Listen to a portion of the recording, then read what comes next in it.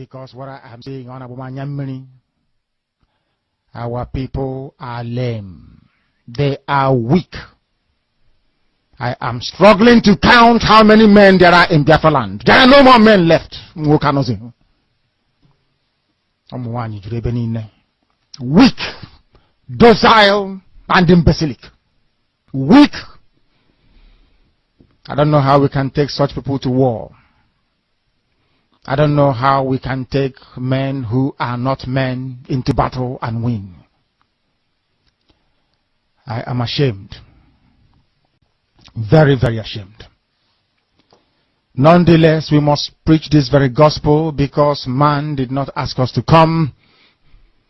Chukwu Abiyama in heaven mandated that we should come. If not, that I was called to do this very work,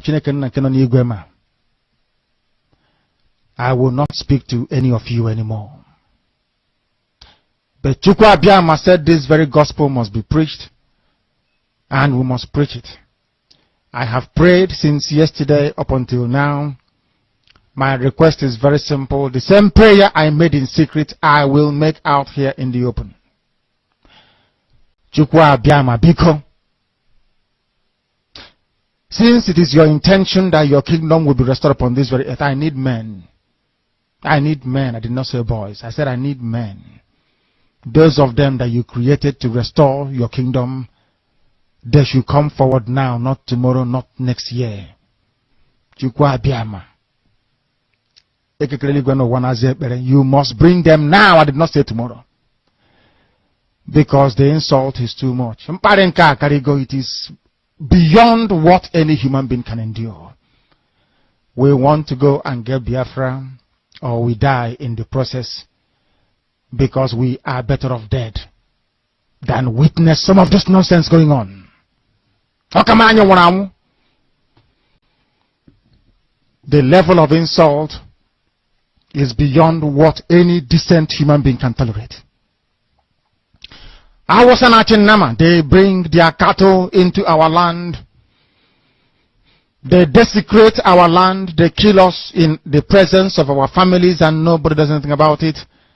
And when the police attend, the police sit idly by as people are being killed by not a multitude of people. Only 4. Only 4 Awasa people can sack an entire village in Biafra land, and we call ourselves men. No, we are not men. Until we redeem our honor. Until we look at integrity and say, we must have a part of it. Until then, to be honest with you. This is Radio Biafra. Now is the time to come forward. I did not say tomorrow. Now, tonight, is the time to come forward. 100 of us, and then we march.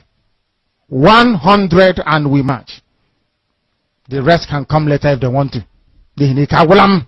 I am tired of broadcasting. I want to fight for my country. I want to carry arms to defend the honor and integrity of my country. I want to avenge the death of 6 million people. I want Biafra to stand as a beacon of hope, freedom, and liberty in black world. I want Biafra to stand as a testament to the glory of heaven upon the face of this very earth. I want Biafra to stand because my obligation to the dead outweigh that which I owe to the living. That is why Biafra will stand. And Biafra will come. 100 men, that's all. And we march. The rest can come later on. I no longer give a damn. The disgrace and the insult is too much. We must go and meet our enemies even if we have only machete and hoes. It is far more better for us to go and meet them and die with a semblance of dignity than with this very humiliation which we encounter every blessed day.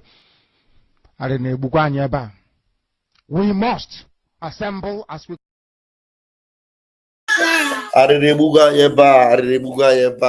Hey, thank you, lovers of freedom and fellow Biafrans. I greet you all. And this is a joint media broadcast tonight. And this is going to be a space program as the Minister of Information, Mazi Akbarawa Sani, is taking us to the Twitter space to give us updates of what is going on. Very, very important updates indeed.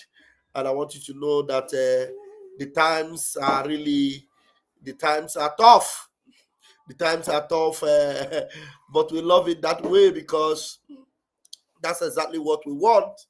And everywhere is boiling is what we want, because it has to boil for the zoo to be done, and then for the zoo to be completely eaten, and everything about the zoo will be closed. The zoo must become a closed chapter. Yes, a closed chapter indeed. Yes, so it has to be.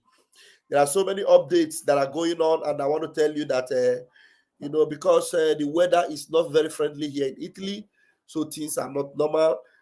By the grace of God, tomorrow, Vam will be active by the grace of Chukwukabiam. So, but tonight, as we wait for our Minister of Information, Mazi Akbarawa Sani, please hit the like button, hit the share button, and I know that a lot of you are joining already.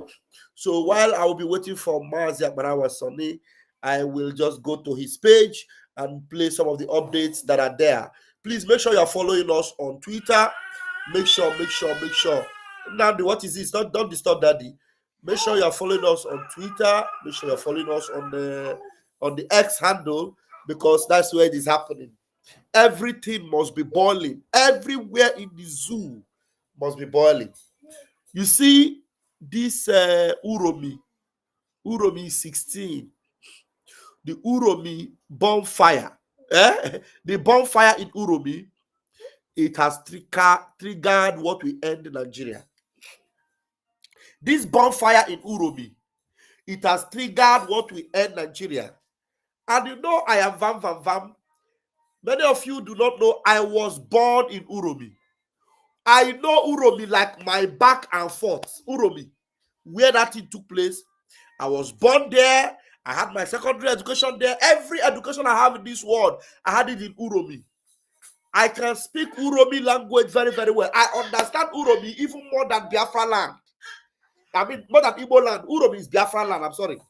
I understand Uromi very well, more than my own village in Biafra land. Somebody help me, please. Help me with that thing. Oh my God. No, help me with the soft one. That one. Yes. Yeah. I understand Uromi very, very well.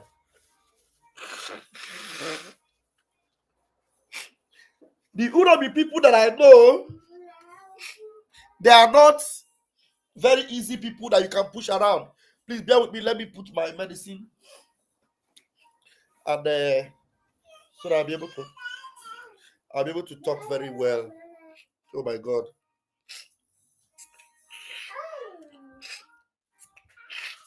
All right. You see, in Uromi,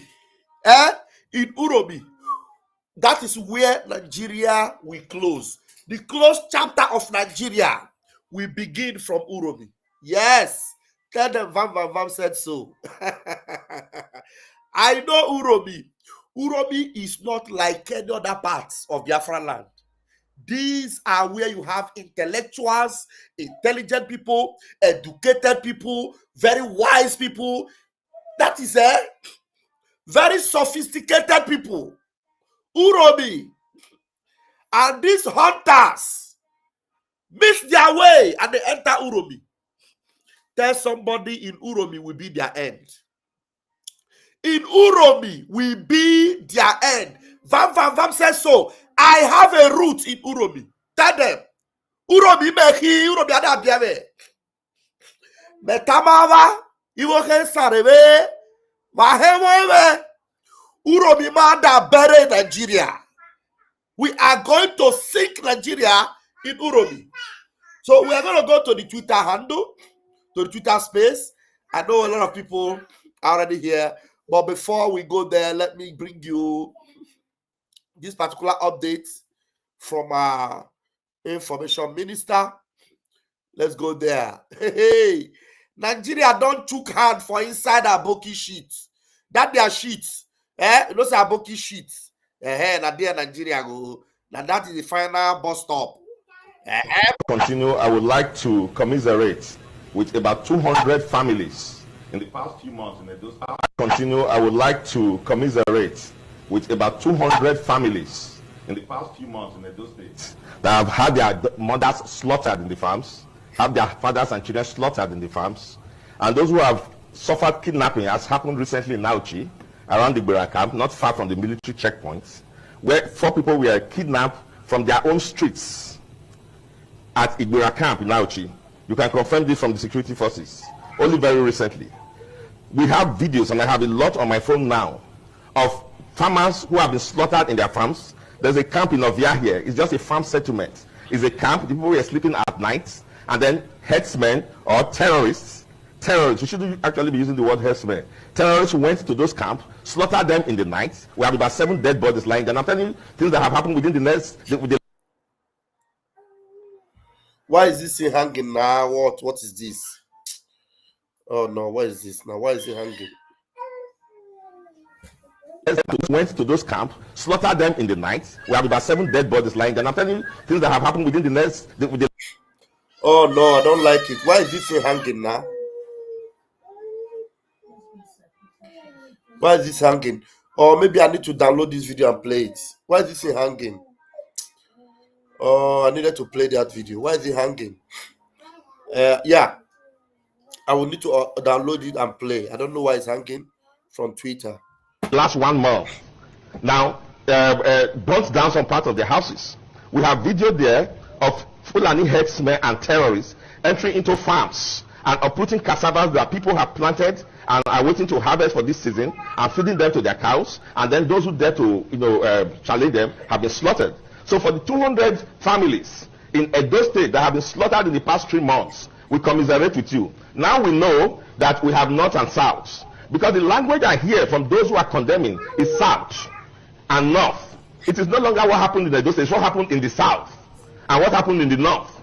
So you see, so now you see that if anything happens to these marauders, if anything happens to this bunch of blood-sucking demons, if anything happens to this, that is ignoble criminal hunters, if anything happens to them, that is when you will know that Nigeria is divided into 2, north and south. Everybody, whether you are in Yoruba land, whether you are in the Middle Belt, whether you are in Biafra land, they consider you all south, north and south. That's exactly the narrative they are bringing. So if anything happens to them, they'll say they are going to go after the Southerners. And the Southerners include both Oduduwa, Biafra, and Igodo, everyone. But this one, I love the heat that is going on. Some people come and say, jungle justice. Is Nigeria not a jungle? Everything about Nigeria have always been jungle justice. And who are the people bringing jungle justice? These same marauders. So if you give them jungle justice, is it a new thing? Have they not been giving us jungle justice all these years? So what are you talking about? All the videos. In fact, there is one of their videos. If you see all the videos they are making, if you see the threats coming from them, if you see the way they are talking, and one of them even came boldly and said that the buying of Deborah is different from that one. That they buy Deborah because he insulted their God. And I love it. You know, Very Dark Man was before trying to be a nice guy. But now Very Dark Man say, if now war, we go fight the war. We like the way it is boiling. Everywhere is boiling. Everywhere now, everywhere is heating up. Heating up. Now, let's listen to this man that is talking so that we will be able to go to our information minister and join him on the space. We commiserate with you. Now we know that we have north and south, because the language I hear from those who are condemning is south and north. It is no longer what happened in Edo State, it's what happened in the south and what happened in the north.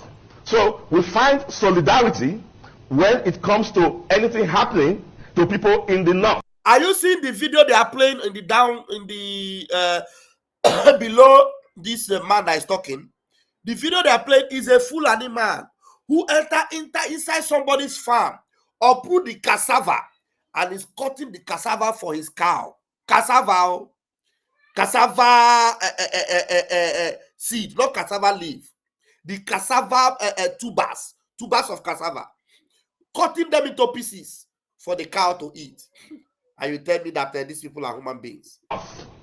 And then from the north, it doesn't matter what they do. It doesn't matter that what we are dealing with has a history. It doesn't matter that on a daily basis, although people are reporting killings in their farms, destruction of the economy, it doesn't matter. All of that don't matter.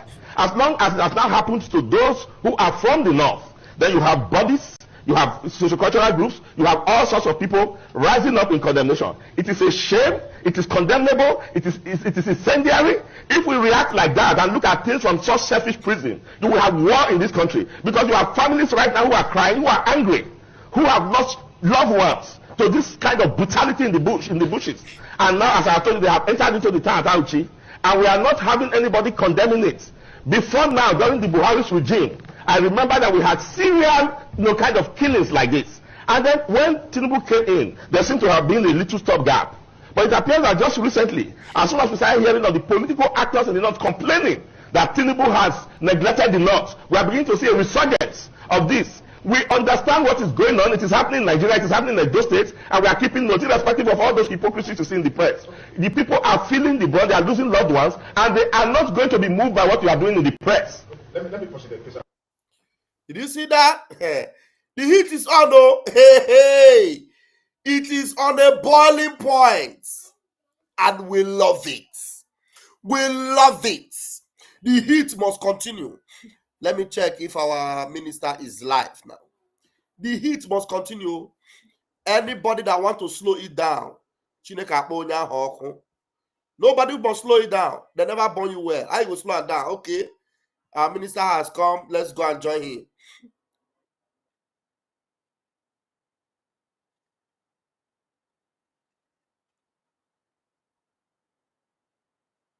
Wait, I need to refresh him. Sorry. Okay.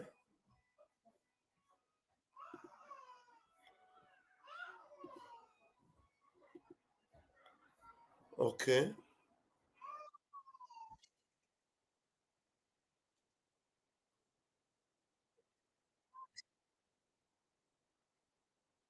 Hold on, guys.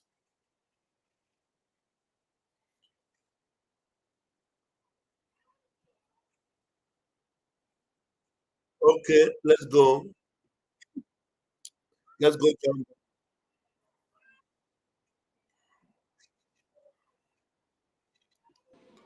Terrible pictures of people who have been murdered in cold blood, men and women.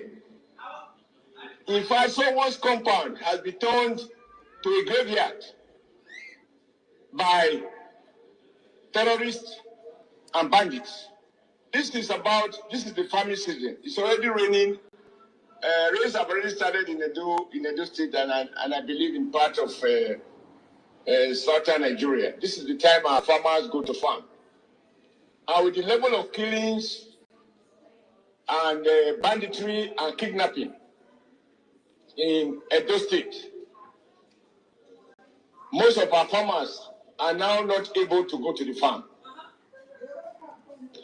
Like Senator Noda stated in the motion, it is not only in Ovia. In fact, it will be more correct to say that the entire Edo State is under siege by bandits and by terrorists and by headers. We have terrible pictures of people who have been murdered in cold blood, men and women.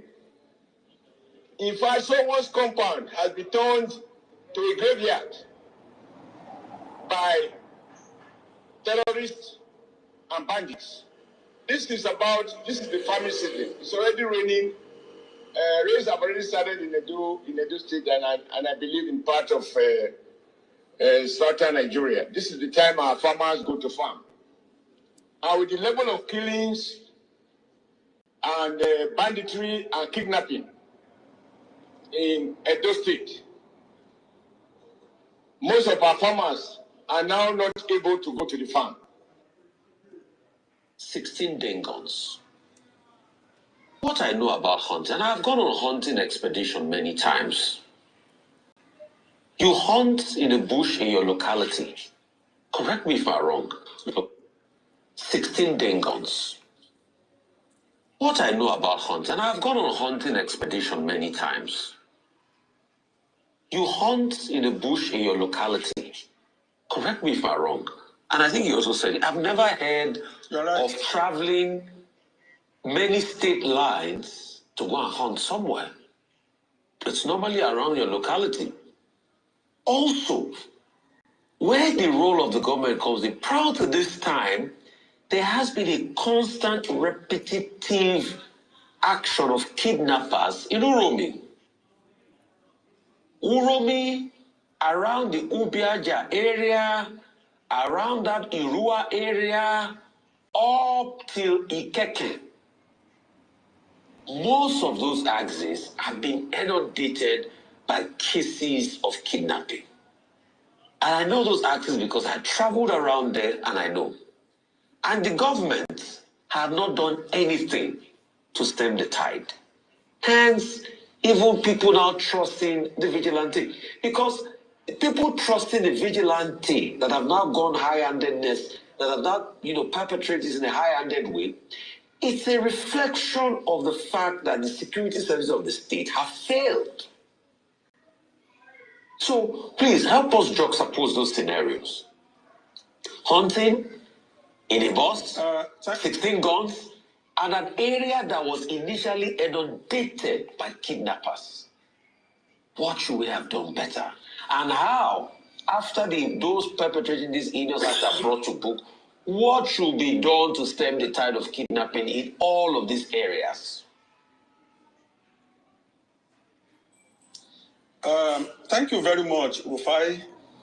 You made a valid point, 16 day guns, but let's look at it from the other perspective. Kidnappers will not bundle themselves into a commercial bus and put their damn guns as cargo while traveling. Basic interrogation, where are you coming from? We are coming from Port Harcourt, Elele. Where are you going to? We are going to Kano. What are you going to do? We are going for Salah. So what are you doing with these damn guns? We are hunters. We went to hunt. Even if the story is not credible, at least they have something to say and you could hear them. Hand over for investigation to verify the claims. I am happy you have condemned the killings. It is not justifiable. But a tragedy has happened and we need to look at it vis-a-vis the previous happenings in that axis, kidnapping. But I disagree with you when you said the government had done nothing. If you go through the records, you will see the head of the security, the state security corps, retired CP Friday Badin, in the recent past, when they combed bushes around that area and also arrested some people who were alleged to be kidnappers. Even though when I read the story and I heard that they were with Dane guns, as I said, these people are hunters, they are not kidnappers.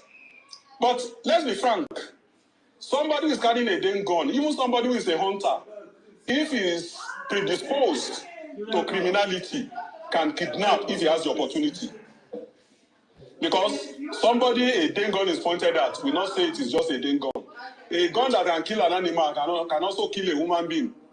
So, yes, if the circumstances, justifies and evidence abound that they are kidnappers, then they should be treated as such, but not through extrajudicial killing. Thank you so much. Instead, by proper arraignment before the court of law. Yeah, I have a quick rebuttal. And even if they were kidnappers, what they ought to have done is they have taken them to the court of law and we condemn them. See, sir, I don't just talk if I don't know what I'm saying. That's one thing about me. I have facts. The government have not done anything to stem the tide. Forget the arrest and going into bushes for optics. Let me read you one of the messages I got from that area. You may say the government has not done enough. No, the government has not done enough. Let me not done anything. Let me read you one of the messages I got from this area. And these are constant messages I have. My hometown, Ugoha, is seriously under siege of herdsmen, killing, raping, kidnapping. We cannot sleep with our eyes closed. We cannot even go to the farms anymore. Uromi, Ugoha Road has become a no-go area for kidnapping and killing, and it's a daily occurrence. And this has not abated, though. No business activities going on in those areas. Life is now hopeless and at a standstill. It's a daily occurrence. So apart from the optics of going to the bush and arresting some people, no. The real problem have not been solved because it's a daily occurrence, and I constantly get reports around that area constantly. People cannot go home. That's why I said they've not even done anything. Yes, you said they have gone to the bush, they've arrested people, but the problem had not been solved. There was action, but there was no solution. There was no solution. Maybe they've not done enough. Maybe they've not done enough. Maybe they've not done enough. Maybe they need to redouble their effort. These reports you get, it will be good if you forward them to the Commissioner of Police anytime you receive them. Because the one you receive and you don't forward may not, people may have freer access to you than they have to the law enforcement. With due respect, I also got another one while I was saying this now. Ikeke, around that area, if you go, because I've traveled all those areas, Ikeke is under attack. 5 people have been kidnapped in Ikeke. Okay. So we've not seen a lot, and I keep reporting all of this on my social media channel. So it's out there. Mr. Adeoye, let's stay with the... Please, forward to Commissioner of Police, not on social media. If you want to get results, please forward to the authorities. I've done that many times. Mr. Adeoye, let's stay with the subject of the discussion, which is the killing on the Uromi Ubiaja Expressway. Now, I go back to the point I made about vigilante, all kinds of unauthorized security outfits. You were commissioner in Anambra State before you retired. Yes. Now, will you say that all these vigilante groups, all these, security outfits not authorized showing up, is because the Nigerian police has failed Nigerians? And then both the state governments and then also other people decide to take law into their hands and commit atrocities with a lot of impunity. If the Nigerian police itself was up and running, would this situation have been the case? What do you think is the problem? Dr. Abati, when you want to assess failure, you will have to weigh what is available against the responsibilities. You have a country of 240 million people and a police force that is just 300,000.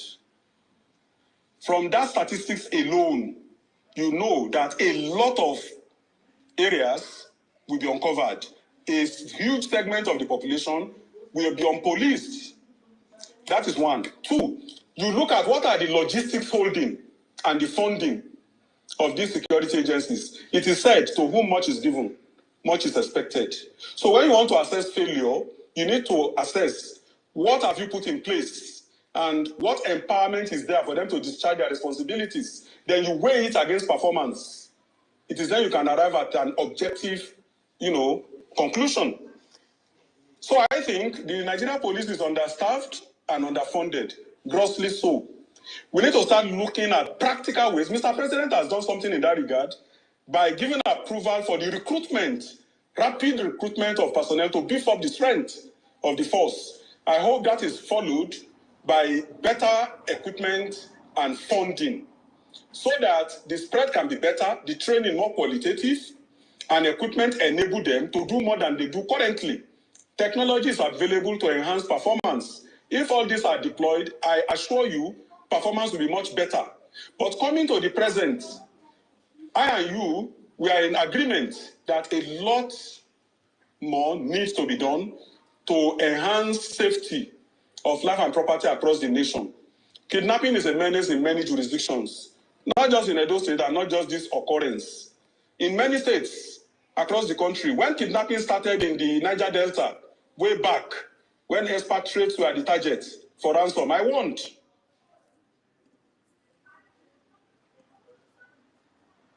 And, it brings me to my question about resorting to self-help and the reason why, these people, there is even a vigilante group in Uromi in that area. I believe that the governor has also suspended the commander of the Edo State Security Corps, Friday Ibadan. I think that is a step that he has taken at this moment. The issue about small arms, I want to know the legality of those. What sort of arms can we carry as Nigerians roaming around at this moment? And should the federal government declare a state of emergency on security in Edo State right now? Not just Edo. Look, we're discussing Edo now. You can't travel. I used to go to Owerri a lot, but now I can no longer travel to Owerri, even flying to Owerri. I can't go. I don't speak Igbo. I love the place. It used to be very quiet. But since the death of Gulak on that airport road, exactly, it used to be bubbly. But go to Owerri now, the hotels are dry. Even people from that state cannot go to their villages. And from recently, I went to, sometimes, some years back, I used to love traveling from Kano to Kazaure to Daura, then Katsina. But today, recently, just last week, there were kidnappings and killings on that road.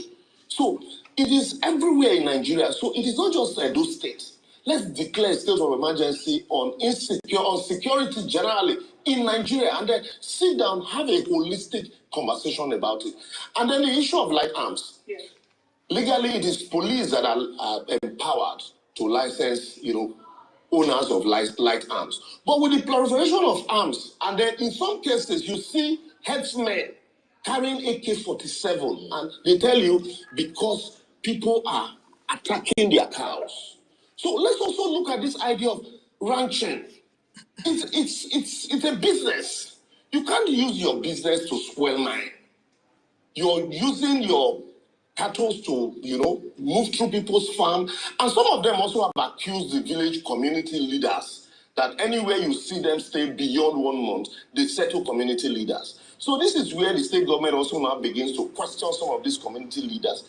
And before, we were traveling to the village, you travel between that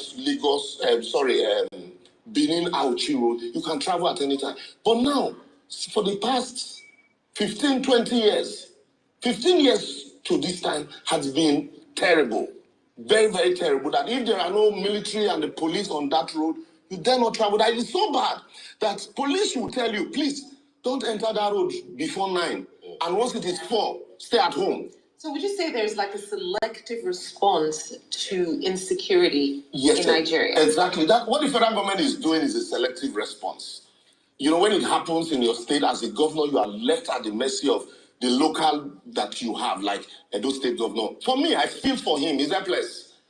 He's helpless. You train your local vigilante. You after donating vehicles to the police, the bought vehicles, and that's all you can do, donate vehicles to the police.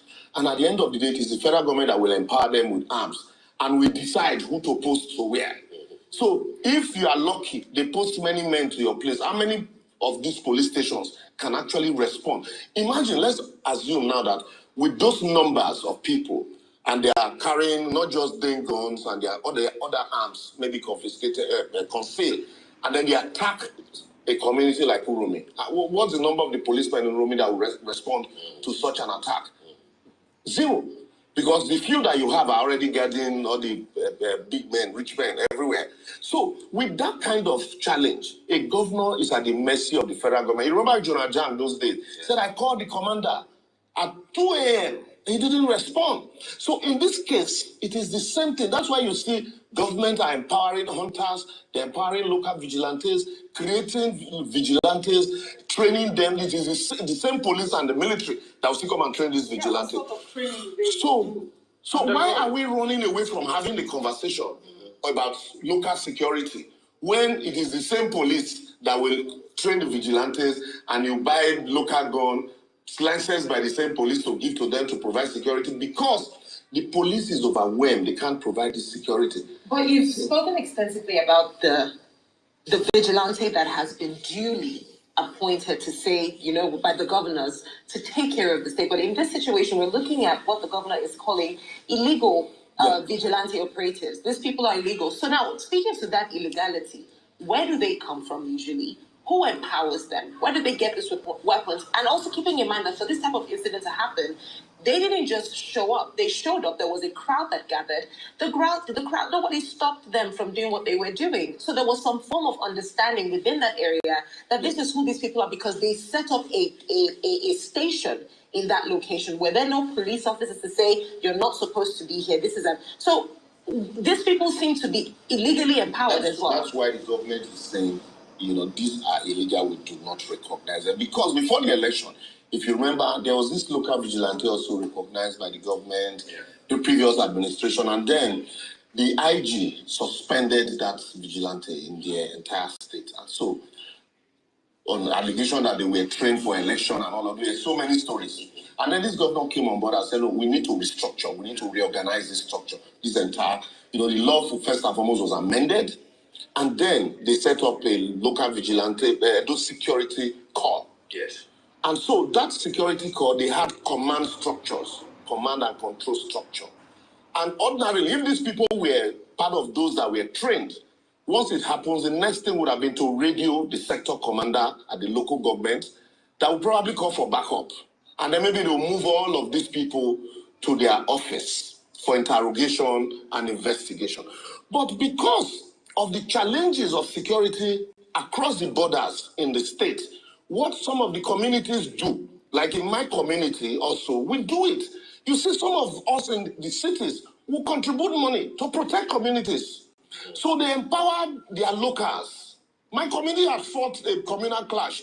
Till date, they are apprehensive that anything can happen. So they empowered locals, hunters, and youth in the village to act as vigilante. So these ones ordinarily are not recognized by the government. What do they do when there's insecurity? What do these young people that... So this, because they are not trained, what they do is what you're saying now. They take laws into their hands. And that's why the state government... They guns as well? They have the Dane guns? Yes. Just like hunters. The community are aware of this. Yes, the communities are aware. Just like that hunters is the legality that I asked you. That's the illegality. You have not answered that question. That's the illegality that the government is talking about. And that's why even the commander of the corps... I'm talking about small arms. Yes. Yes, go ahead. So that's why the commander of the security corps is also suspended for failure to rein in all of these small illegal, because it's supposed to be his responsibility to do all of that. But sometimes you can be overwhelming. And so all of these light arms, where are they purchased from? That's the big question. Where are they purchased from? There are people who are supplying them. Sometimes some of them are retired policemen. And then when they are purchased, sometimes they go get license from the same police. So the police will know that, yes, the license gone for some vigilante, but these vigilantes do not have the connection, the nexus with the state government recognized operatives. So, but I think with this, what had happened now is now the state government is saying, look, you know what we have put on ground, we need to truly put our foot on ground and ensure that every vigilante, there is a command and control, that every incident must be duly, professionally handled. And once that happens, I think, and it is across border, not just in Edo, across border in every other state. And then we'll now take that discussion further. Certainly, we'll be able to solve the security challenges to a very large extent because every security is local. Let me deal on that with two questions, Liberals. One would be the vigilante thing. What lessons can Edo State in particular, but of course the entire South in general, what lessons can they learn from? If our women, our wives go to farm, they rape them, times they will set them at least. Me in particular, I've paid ransom 3 times to Foolani herdsmen. They kidnapped my elder sister. They've also kidnapped 2 people from this palace. Even last month, I paid ransom also. To even sleep in That's this a place king, oh. is by the grace of Almighty. I've paid ransom. To even access this road, you need to get security. So that's a major problem. Me as John Ojo Fuzea, I no longer want Fulani in my forest. Let me also use this medium. Since the chiefs are here, they should go back home and ask questions. Anybody who has a hand in Fulani, stay in any part of Fuzea forest, if I discover, I will drop that chief immediately. Because my people cannot be suffering, and some people will be somewhere enjoying, taking money from these people for us to be paying ransom. They will kidnap us, keep us in our own land, we'll pay ransom. We are tired. I don't have a hand in Fulani, and anybody in there who have a hand in Fulani should, with immediate effect, tell them to leave. If you know them, tell them to leave Uzea, state government. Us in Uzea here, we need security. We need security. So that one day, we will not wake up and find out it's only 2 people that is remaining in this whole kingdom. But the only police station we have here, they don't have manpower. Without the local hunters here, they can never effect any arrest. And most of the schools, like I said before, they are not in good shape. Even the one here, the one in front of my palace, that one is very bad. Even the new one, they don't have any furniture inside. They are not using it. So we are pleading. We are pleading they should come to our rescue. We'll be very glad if they can answer us.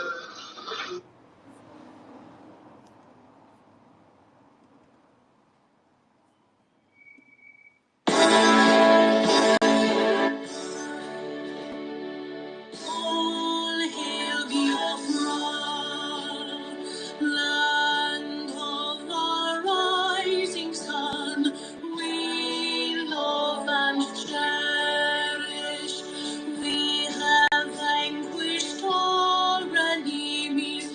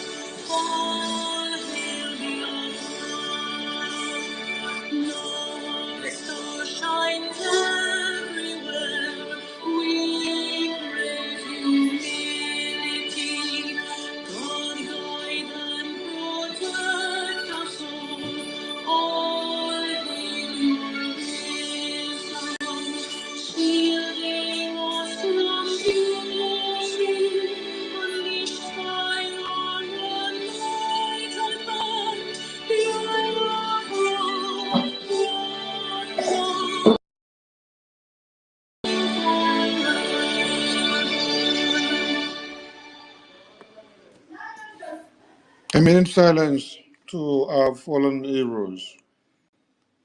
The time starts now.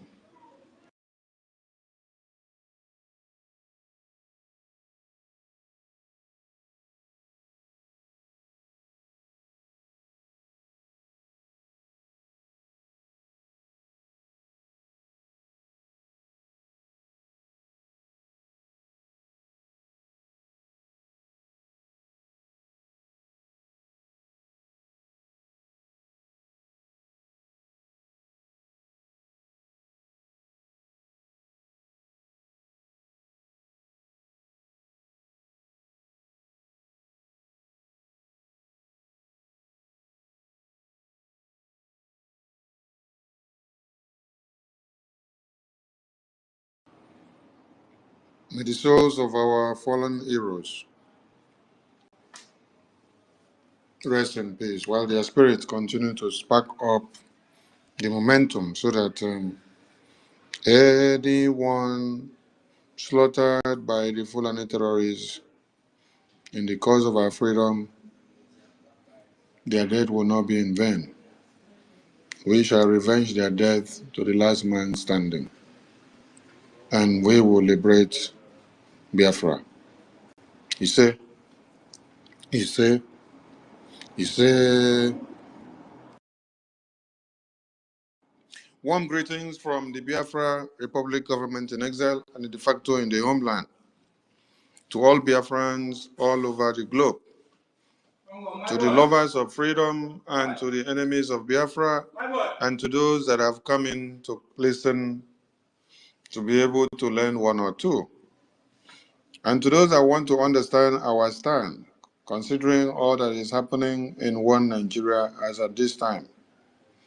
There is nothing new that you are going to hear from us, because everything that is happening now is what our leaders have professed, have prophesied, have explained, have exposed, have put out there in the open before this time. Dr. Mai Lafia is also a model to remember. Even Commodore Kunle, who is still alive, who has not been buried or unalive by one Nigeria, is also a model to listen to. T.Y. Danjuma is also a model to listen to. King Zaro Wiwa was massacred because of speaking up, right? Okay. There are thousands and many people that are behind bars and massacred because of telling you what one Nigeria has in stock for everybody. At this very point, the entire world, Nigeria and the entire world, most especially Finland and America, Norway, and all the world powers that have our leaders in their hands, thinking that they are playing politics over the lives of the indigenous persons in one Nigeria contraption. You are actually helping one Nigeria to pillage, to desolate, to annihilate, to cut off the existence of humanity in the Christendom and in the Jewish and traditional religions that have nothing to do with jihad. Because the sole aim and objective of what we are saying is Islamic jihad. Yes, when you listen to all the testimonies that have come out and all the evident videos that are all around the media, the lamentations, the gruesome murder, and the incessant kidnapping, taking over of communities, as we speak, while everyone is on the news making the rounds of Uromi in Edo State, Benue State, massacre by the same Fulani terrorists is still ongoing. Greetings to the existence of the Biafran leaders. starting from the heroes of January 1566 coup to the heroes of the genocidal war of 66 to 70s. We salute the existence and the blessings of our People's General, Dim Odumeku Ojukwu Ikemba. We salute the existence of our former president of Biafra, Philip Effiong, the general of the people. With all the heroes that fought side by side with them. We salute also R0RI, who rekindled the meaningful discussion of Biafra, because we would have folded our arms and still believe in the oneness of one Nigeria till this date.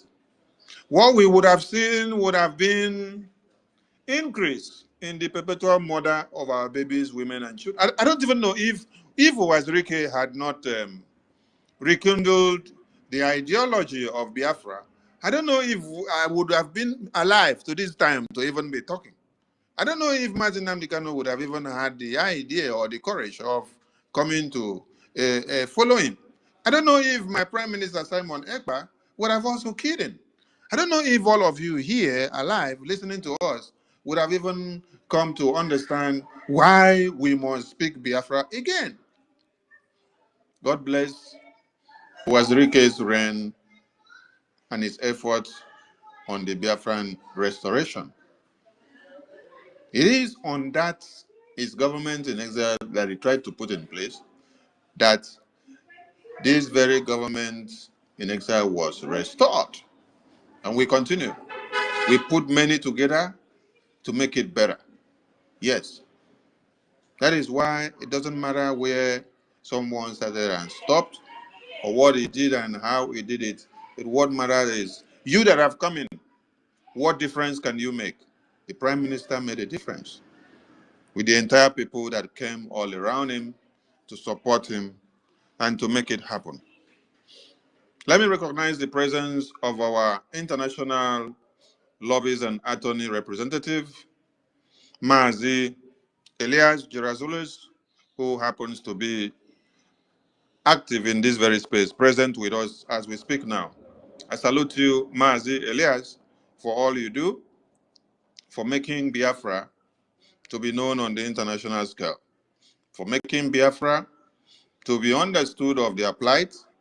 As it happens now, while one Nigeria is on fire, Washington, D.C. congressmen and the senators are already of the know of what Biafrans have been talking about. They have already understood that the genesis of this thing that we are seeing now, which the senators of one Nigeria are talking about, which the reps, which the governors, which the citizens are speaking, that the Biafran people have already tabled this case to them. These are encapsulated into the results of the House of Foreign Affairs of the United States of America taking a decision of the designation of Nigeria into that red list. Because what is happening now and what has happening for the past few days is worse than what anyone can just overlook.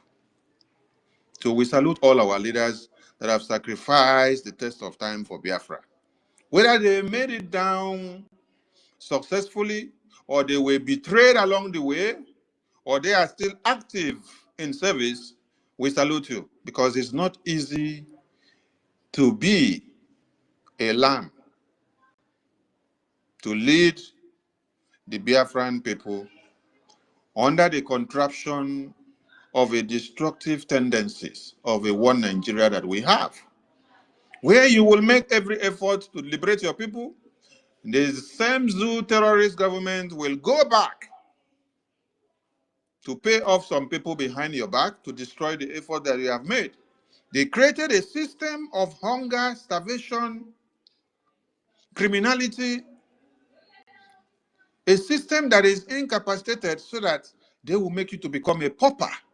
You come back begging, begging, begging, so that when they now come to offer you bread, while you had longed for shawarma.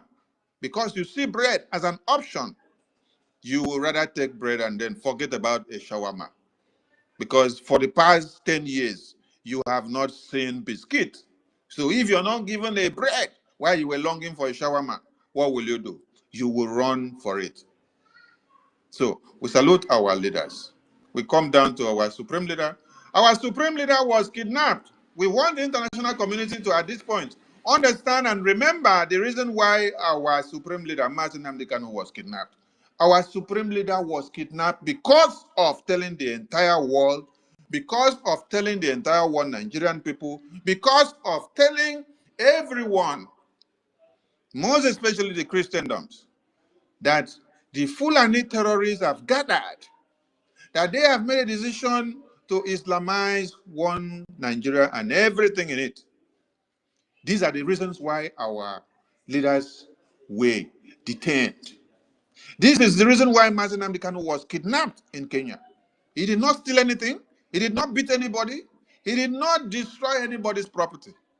But because he took the bold step of telling the entire people of Nigeria that the Fulani terrorists have grouped and regrouped, and they have colluded with the one Nigerian military personnel that call themselves, who are the same likes of the Islamic jihadist terrorists of the Fulani extract.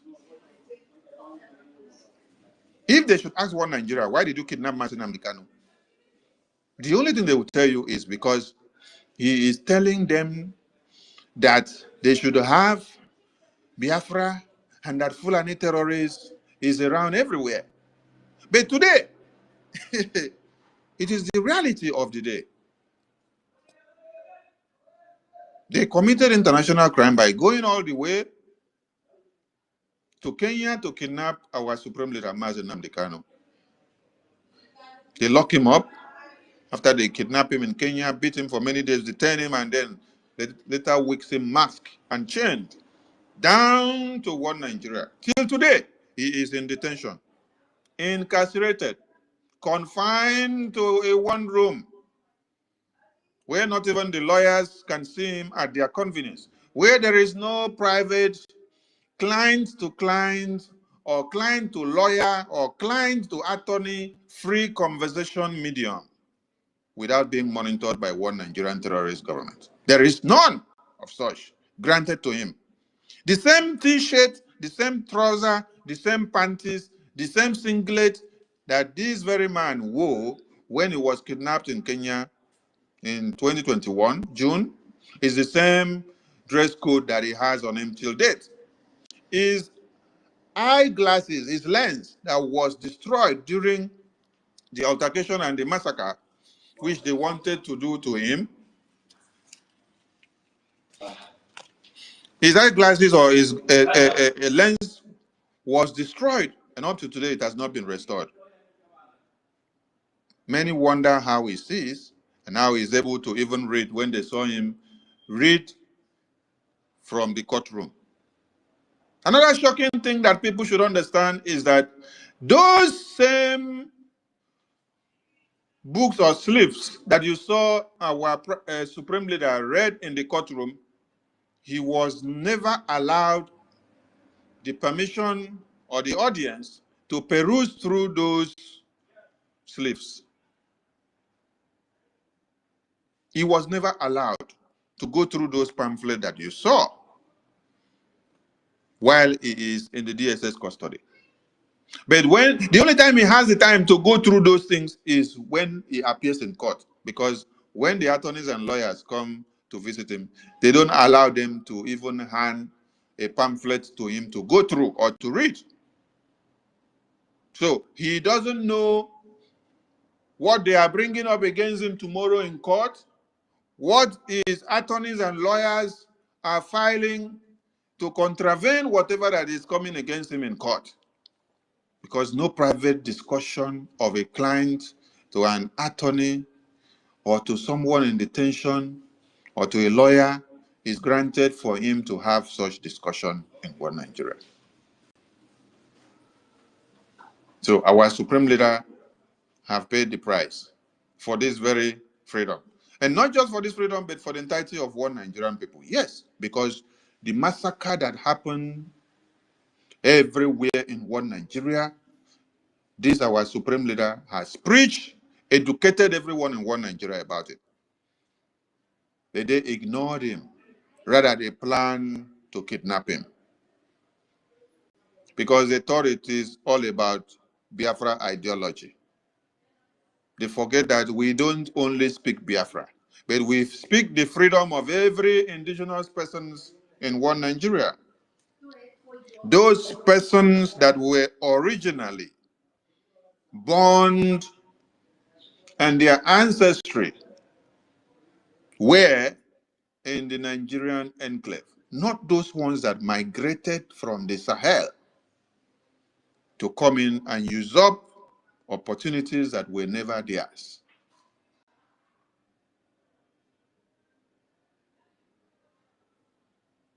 Our supreme leader was kidnapped because of explaining and speaking to entire people of one Nigeria about this Foolani terrorist massacre and takeover that is happening. He was kidnapped. Our prime minister rose up because of the kidnap of our supreme leader to tell the world and explain and point it out that our supreme leader did not commit any crime. That the only crime he committed was to tell everyone in one Nigeria that the Fulani terrorists have grouped and regrouped in thousands and in millions to launch the attack of jihad and to cut off heads of babies, women, and children. And that we cannot stand, fold our arms, and watch and see our babies, women, and children slaughtered on a daily basis. Rather, we will fight to the last man standing in self-defense to defend our women, babies, and children. Just like you have heard many of the journalists and the senators and the reps of one Nigerian contraption lamented, the country cannot help you. So the people of the communities have to resort into becoming their security, becoming their vigilantes to themselves. Because T.Y. Danjuma, someone that headed Nigeria and headed the military of Nigeria, came to tell all of us that every one of us waiting to see that one Nigeria will help you, you are wasting your time. Because they will not help you. Why? Because they collude with the terrorists. They collude with the terrorists. They kill Nigerians.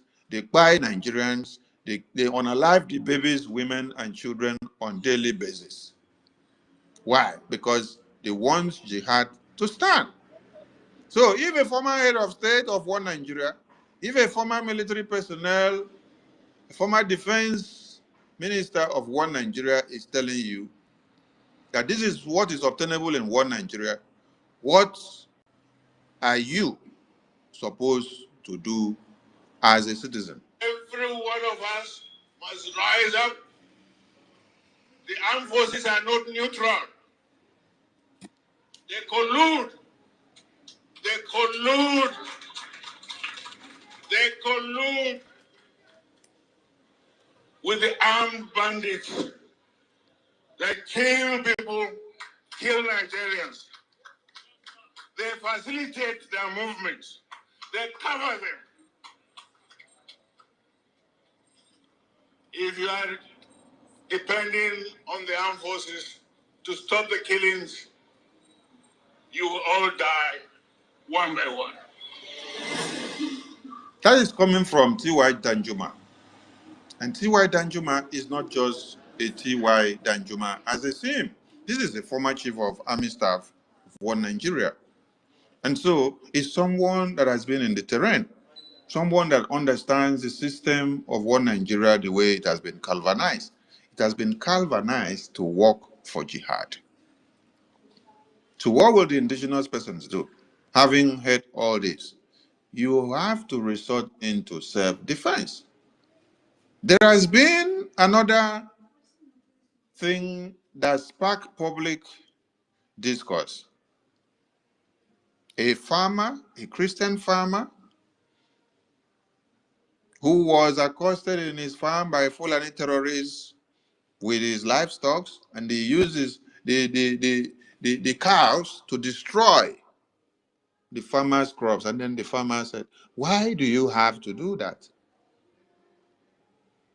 So the Fulani terrorist said, "You don't have any power to tell me what to do with my cow in your farm." And he did not stop there. He pulled his machete to massacre the farmer. And the farmer, in self-defense, overpowered him and defended himself by making sure he unalived him first. But do you know what One Nigeria tells you? One Nigeria passed a verdict that that Christian farmer is guilty of defending himself and unaliving someone that came to unalive him first. So, the world does not need to keep quiet about what is happening in One Nigeria. United States of America and every other well-meaning international bodies, they need to take rapid action against One Nigeria. But this very evening, we salute the existence of our Prime Minister. Because without him, standing as a shield to take all the bullets against the indigenous persons of Biafra, today, all our women and children will not be alive. Yes. Finland detained him because he's defending or standing to speak for the Biafran people against the genocide and the slaughter that was ongoing, and it is still ongoing as we speak now. There hasn't been any difference. Since the detention of our Prime Minister, Mazi Simon Ekpa, the genocide of One Nigeria has increased. His presence, when he was not in detention, actually hindered One Nigerian terrorist Fulani, both in uniforms and those in the bushes, from invading every part of One Nigeria. Today, in his absence, One Nigerian terrorists have invaded more than places that they never invaded before. That is why you now see that One Nigerian terrorist government can now grant licenses to Fulani Islamic jihadist terrorists for them to travel with guns and move from one state to another. So we sing praises of the existence of our Prime Minister, one, and we say, God, thank you for giving him to us. Even if he is in detention now, he is a blessing to humanity. Yes. And here goes the message now. One Nigerian terrorist government, having many checkpoints from Port Harcourt, from the acclaimed situation of where they said the Fulani hunters were traveling from, to Uromi. If you go and check your map, I want everyone to go and visit their map as we speak now, because I posted out a map yesterday. I posted out that map so that Biafrans will go and start looking at something and then study to see what is actually happening.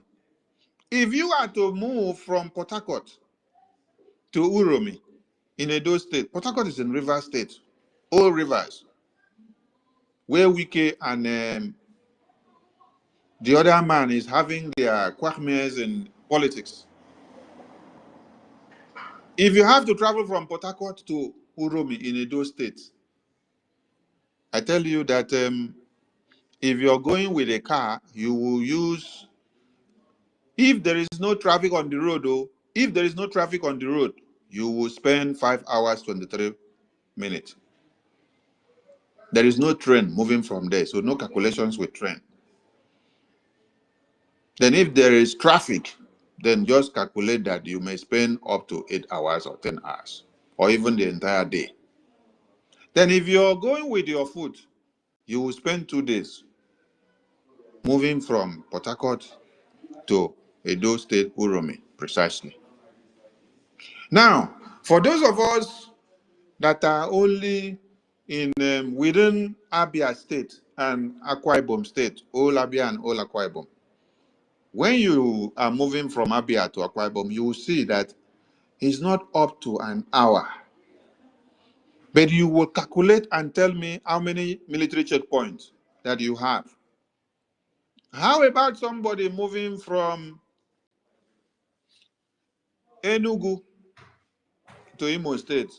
How many checkpoints will you see? When you even listen to the journalist that was speaking, the journalist told you how rough the roads are. How rough the roads are. That there are so much of reportage of kidnappings by the same Fulani terrorists. Please, those that speak grammars very well, don't expect us to be speaking too much grammar. We are not from English school or English class. English is not our language, okay? It's a borrowed one. So don't expect me to have all the dictions correct, because most of you normally come to tell my prime minister that he does not speak English well. He does not have all his dictions correct, okay? So I'm not here to do grammar or lecture. The way you hear my English like that, take it like that. So don't expect that I must have all the dictions correct, okay? I know be English teacher, I beg. And I'm not staying in America or UK. Even those that are in America and UK, they are English. Now the one way they speak for motor park self. So when you consider 5 hours from Port Harcourt to Uromi, you will calculate how many checkpoints of one Nigerian terrorist military uniforms that you will likely see. So the question now is, what happened to all these checkpoints and the military that were on this road? Did they check the Dangote truck and saw all these rifles and then gave them a pass to continue? That is one question. How many checkpoints are there within Port Harcourt to Uromi? How many checkpoints? After you now calculate all the checkpoints, so tell me, so all the checkpoints from Port Harcourt to Uromi in Edo State, they gave a green flag to the weapons that is carried by persons that they claim they did not give them license? No, that is why the title of this program is that Nigerian terrorist government gives gun license to Fulani Islamic jihadist terrorists. Because if you did not give them gun license, how come they travel all the way from Port Harcourt and they are traveling with weapons, guns, ammunitions of all kinds, with no stoppage, with all the checkpoints that they have checked them? They checked them and gave them a pass. They said, yes, you can continue. Not just a pass, a green pass. A green pass. You know what it means for you to have a green pass? A green pass in driving a school is talking about when you are now moving from one territory or boundary to another. That means you have passed one boundary. That is when you're given a green pass. You're not even within one state. You are out of another state. As you're leaving one state to another, you're now talking about the boundary commission. So the checkpoint that they have granted you a green pass that you can move from this boundary to another boundary, and it is allowed with this your weapons. So what message did we get from there?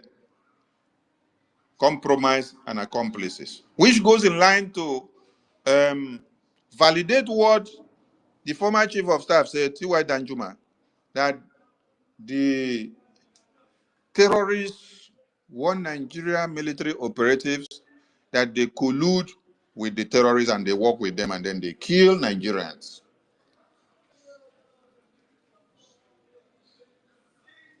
So where is their gun license? And let us come back to the car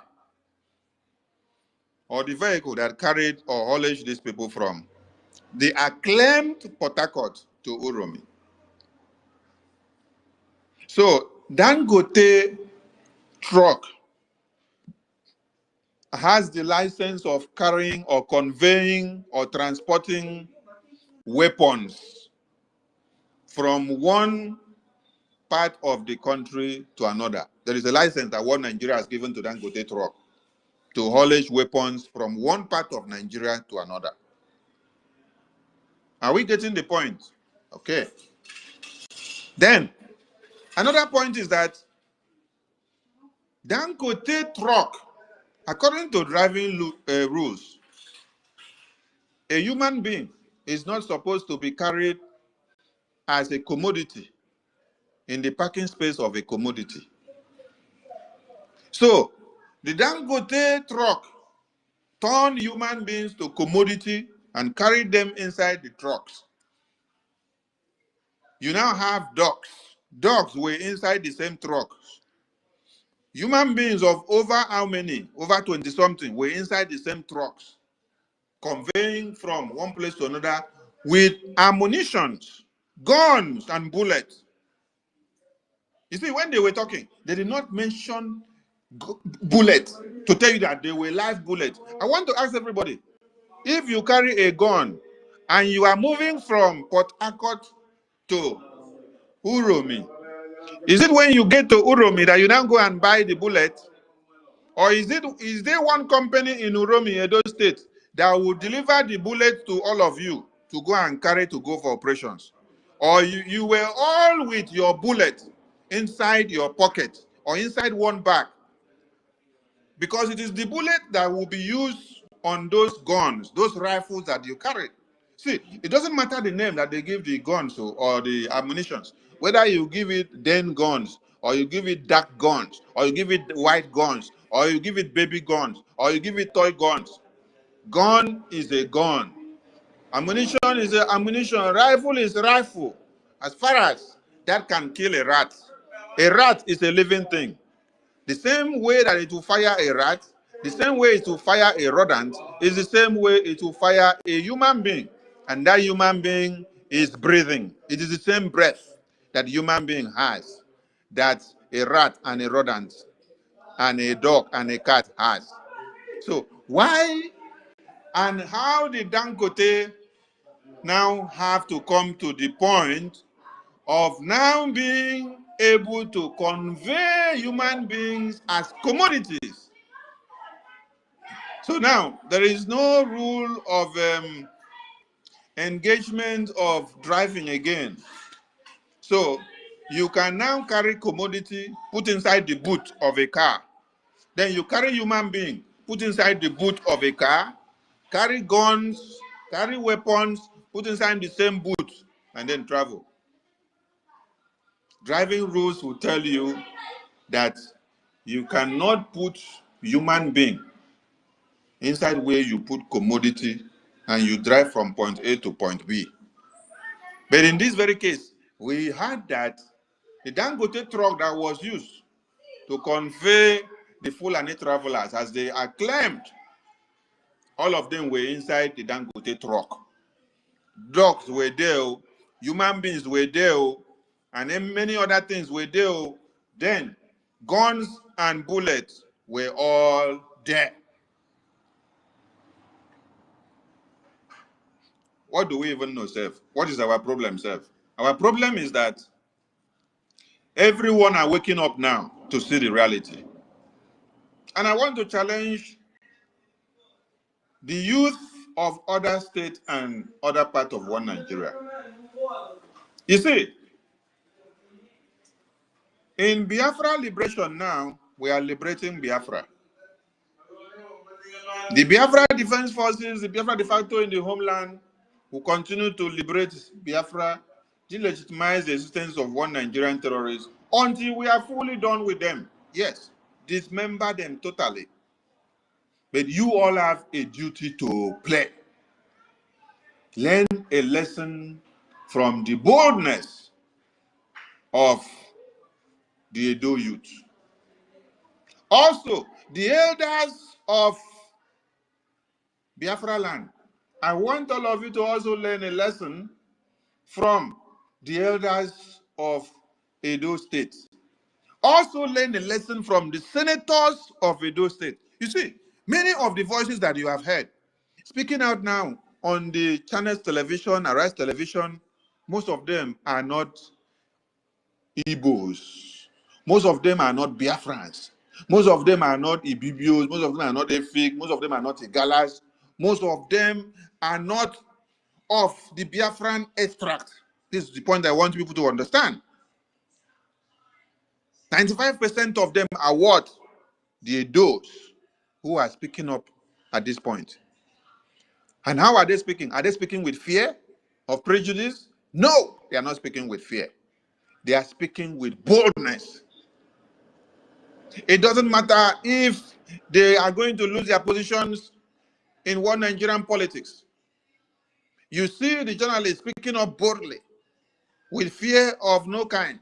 You see the senators of the Edo Extra speaking up boldly. Tell me one of the Biafran senators that have had the boldness to open their mouth and call a spade against the Foolani terrorists, against the kidnapping of Mazi Nnamdi Kanu, against the detention of the Prime Minister, since all this has happened. No, they have all been playing to the gallery with one Nigeria because they love their political positions. But you see, the Edo journalists and youth, the Edo senators, as they want to start speaking, they don't look anybody's face because they are the one counting now, telling you how many villages are under siege by the Fulani terrorists. But your own, because you want to remain relevant in one Nigerian politics, you kept quiet while your women and children were butchered and massacred in Yamufu. While Hope Uzodinma is doing it in Olu, while they are doing it in Umutanzi. While Pitamba is helping the terrorists to do it in Yamufu. While Soludo is helping the terrorists and recruiting more on the order of one Nigerian terrorist to do more in Anambra, you are all clapping for them. You are clapping for them. So open your eyes now and learn a lesson from what the Edo youth are doing. First,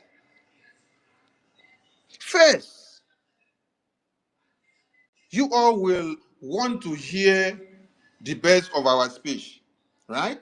Okay. The best of our speech is that we condemn justice that is taken without consideration, right? Okay. What is the right word for it? We condemn the burning and the stoning of people to death. Let me put it in a layman term. So go and look for the right grammar and put it. We condemn the stoning and the burning of people in broad daylight to death. As we finish the condemnation, we don't promote somebody invading our lands to cut the heads of our babies, women, and children to death. If there is self-defense to be exercised, ask me why a farmer will defend his or herself when an invader comes in to destroy what he has worked for, which is his own life or our own life. And then he's exercising his self-defense, and one Nigerian terrorist government is telling you, you cannot defend yourself. Allow the terrorist Fulani man to kill you. No. That is why Biafran people have remained provoked. We cannot be classified to be amongst those people that will remain unprovoked while your babies, women, and children are slaughtered on a daily basis. So we condemn burning of people alive in broad daylight stoning of people to death. That is what people want to hear. I have said that. We condemn that one. Yes. Biafran people condemn that one. Public justice. Now, so when I will call them, I'm going to look for the best grammar. I know I use the one way everybody they use all the time. We must always do something different now. Obviously, people will write book can't tell us say you have to pronounce it like this. We can't pronounce it like that. We say we condemn stoning people to death and burning people alive. We condemn them. But we uphold and uphold self-defense because it is the only thing that can keep us alive. So everything that is happening in one Nigeria now will favor the Biafran people. Yes, because we have the same terrorists that is coming into our lands. We are building a defense mechanism. When we have been shouting all these same things for years and years, they called us dot in a circle. They called us online countries. They called us whistleblowers. They called us noisemakers. They called us Facebook country, Facebook Biafra. When we have been shouting it and Mazi Nnamdi Kanu preach it, our Prime Minister Mazi Monekpa preach it, they say we are just making noise. But today we love it that the reality is facing everybody. Yes, at least we have been vindicated. We have been exonerated from all our claims, from all that we have been saying. So it's left for the entire people in one Nigeria to understand that we all face one common enemy. Yes, and that is the Fulani terrorist invasion, which equals jihad. The earlier you all rise up and understand that one Nigeria has given gun license to Fulani Islamic jihadist terrorists, and they can travel from one point of one Nigeria to another without any stop, without any checking, without any alteration or altercation of any kind. The earlier for you. Because the time don't pass where everybody they talk say it is about Biafra. We are yearning for Biafra. We are calling for Biafra. We have already declared the restoration of Biafra independence. So, our People's General, they declared it in 1967. What we did was a restoration of that declaration. We did not redeclare it again, or we did not declare it a second time. No, we restored that declaration that was done. And we are going to do what? Defend it and liberate Biafra land and get the recognition of Biafra on the international stage. So if you are seated on the fence, waiting that Biafran people will at this point come and join you to start shouting, we are already having our own shout in our own domain. We have been shouting our own shout for many days and years now. So we applaud everyone that is standing up now to join the shout. We applaud everyone that is standing up now to join the madness. We want more people to grow mad. We want more people to be madder than us. Yes, please. Don't come and then calm down your madness. We want your own tempo of the madness to increase. If our own has been on 50%, please, we are pleading you people that are upcoming madness in nature against the Fulani terrorists, please, don't have mercy on any terrorists. Don't have mercy on any terrorists that have massacred and cut off the heads of your babies, women, and children on a daily basis. Don't have any mercy. Increase your own madness on them to 1,000,000,000%. We are begging you. Yes. Because if you don't do so, nobody will come for you. Have you read the speech or the comment from the DSS director? The active DSS director, if I'm not mistaken. DSS director is telling you that one Nigerian government cannot secure you or help you. That the earlier you defend yourselves, the better for you. And this is someone that is a DSS director, director of intelligence of One Nigeria. It is not different from what the journalist said before, that the country cannot help you. The people resort to self-help. And also, the other former commissioner or police or CP or whatever he called himself, he said they served in Anambra before. He said that before you think of how they can be active to be able to discharge these duties to defend over 240 million people in one Nigeria, that you should consider their manpower, that they are about 300,000.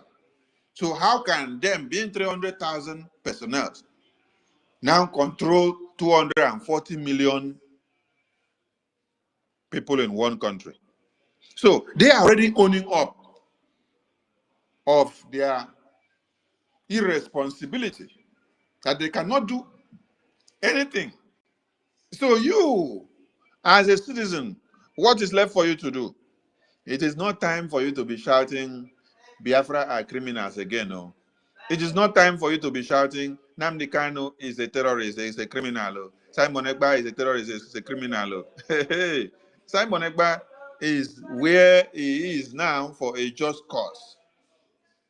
He's actually there to present to the world the reason why the Biafran people have declared one Nigeria a terrorist state.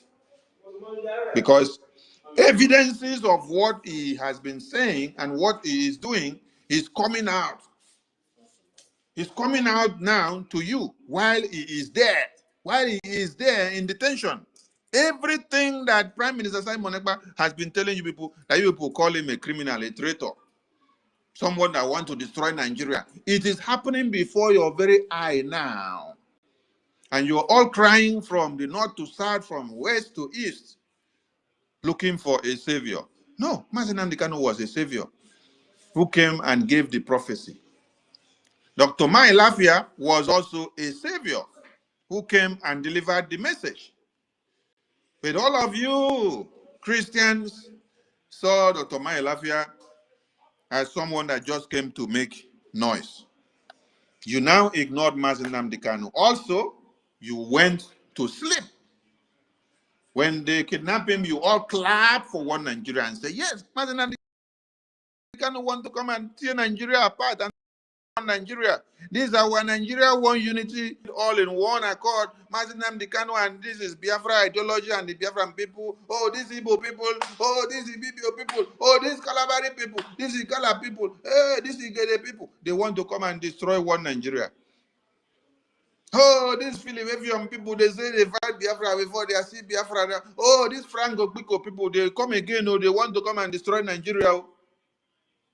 And you people all fired all your cylinders against the Biafran people, against Mazi Nnamdi Kanu. So the people that even played the role to see that our supreme leader was kidnapped happened to be one of us, a Biafran also. And I wonder how they will feel now that they see that it is not all about us, Biafrans, that we were a child of necessity. Biafra people actually have been the savior of all of you in one Nigeria now. Without the assistance of Mazi Nnamdi Kanu, let me start from Wazirike after the genocidal war, because they wiped us all off and we remain just small. And we were now given just 20 pounds to now start a life. That is how we, the offspring of those 20 pounds, came out to be alive today to come and rekindle the fire of Biafra again. So without Wazirike coming to rekindle the Biafra, our supreme leader followed, our prime minister followed, all of you in one Nigeria would have been wiped off by these Fulani terrorists long before now. It's because of the awareness that the Biafran people, led by Wazirike, Mazi Nnamdi Kanu, and Prime Minister Simon Ekpa, have created. The awareness that we have created this far is what has kept all of you. As we speak now, and since they have been massacring you since 2012 to this very day, or can America, or can Europe, or can UK, that are actually feeding fat on your flesh, can they come inside one Nigeria to come and start fighting for you? No! What they will consider first is their political gain. What they will gain from one Nigeria, what will make the economy of their own country to be better when they liaise with the existence of one Nigeria. It takes only a decisive and a mind that is set for freedom to be a president of the world that will look into the redemption of the massacres that goes on daily basis in one Nigeria. From all the world president that we have seen, the only president that have had the courage to summon one Nigerian terrorist president and say, why are you killing Christians? Is Donald Trump. He did it when he was there before. He has come back again. And that is why, as he came back, Nigeria has not even presented their new ambassador to Donald Trump's presidency. They did not even send their delegate to be part and parcel of his official inauguration because they know that he is a no-nonsense president that is going to end their what? Their terrorists, their criminality, their evil against the Christendoms. That is why you saw Nigerian president junketing from the BRICS, going back to ECOWAS, BRICS meeting, ECOWAS, BRICS meeting, ECOWAS. Today I was seeing another news flying that they are running to go and join the trio of Burkina Faso, Niger, and Mali because they are looking for where to hold on to now. They know that fire is burning, and very soon Donald Trump is going to put them back on the red list. But before you wait for the external government to put this contraption of one Nigeria on the red list, every indigenous person in one Nigeria have a duty to play. And that duty is not just for us as Biafrans now. We have our own defense mechanism, which the Biafran de facto government and the defense forces in the homeland are doing to liberate and defend Biafra land. You don't sit down to wait for us. Yes, because this is a very big fight that is going to escalate, I'm telling you. So the earlier all of you wake up and face the reality, the better for you. So wake up, that is the message. Wake up. But understand and have it in front of your mind. Don't put it at the back of your mind. Bring it to the front of your mind. Bring it to the forehead so that you can remember all the time. When you take it to the back of your mind, you will always forget. Bring it to the front of your mind and remember that one Nigerian terrorist government have given license to Foolani jihadist terrorists. You don't need to go to school to ask for the license evidence. You don't need to go to any office to ask for the license evidence. You don't need to go to church. You don't need to go to the police station. You don't need to go to the army. You don't need to go to the immigration service or any licensing license office to confirm what we are saying. You can confirm it practically. Practically. They gave them the license to move the guns all the way from Port Harcourt down to Edo State without any stop along the way.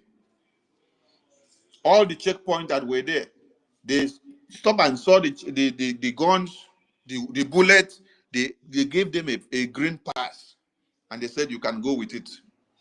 Because one Nigerian terrorist government have already told them, when you see the Fulani terrorists coming with these guns and these bullets, do not do what? Stop them.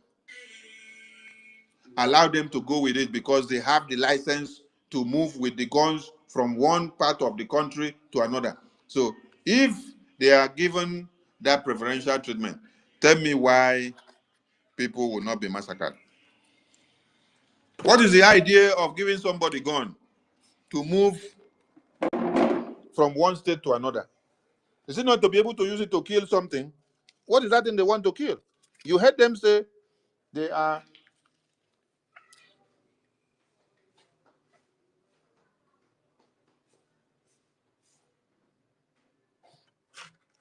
You heard them say that they are...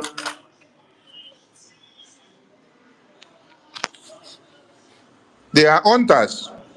Tell me, how can... Or what kind of animal do they have to go and hunt? What have they been hunting? Which meat, which bush meat have you people seen Fulani terrorists hunt and bring to come and sell to you before? Have you ever bought rodent or grass cutter from Fulani terrorists? Have you ever bought antelope from them? Have you ever bought a lion from them? Have you ever bought hippopotamus from them that they say they hunted inside the bush? No! Their hunting is the human beings. They don't use their guns to hunt any wild animals in the bush. They don't use their guns to hunt anything. They use it to hunt human beings. Because they are not even inside the bushes. If they were inside the bushes, why will you be having problems with them in your farmland? If you were to be in the bushes, you should be inside the forest. So if you were in the forest, battling with the wild animals inside the forest, waiting me, where they plant my crops for my backyard and for the farm, go can't get problem with you. Because forest is far, far, far away from where people go and cultivate their crops. In my village, in my community, we don't go into the thick forest. The thick forest is reserved. You only do what you have to do and stop in the areas that is permissible. Those thick forests where they know there are wild animals, it is prohibited for you to go inside. The community heads will make an announcement and let you know, when you go into the bush, don't pass this area, don't pass this area. And there are places that they will even put some things like iron wire to indicate, or some they put some traditional sticks or woods or leaves indicating that this is where you should stop. You should not go into and pass this place and go inside the main forest, because anything that happens to you there, you are on your own with the wild animals. So which of the wild animals have these people going about with AK-47 come back to come and sell to you and say they got from inside their hunting? They hunt human beings, they turn it to animals. This is what has been happening. And people have not been listening.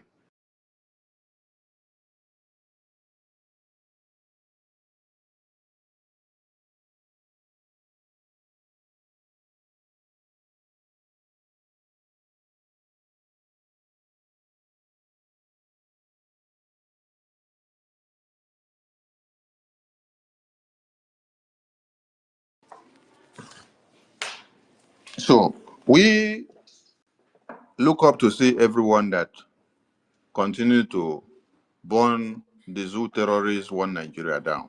Yes. Anything that will bring one Nigeria down, please do it. Yes.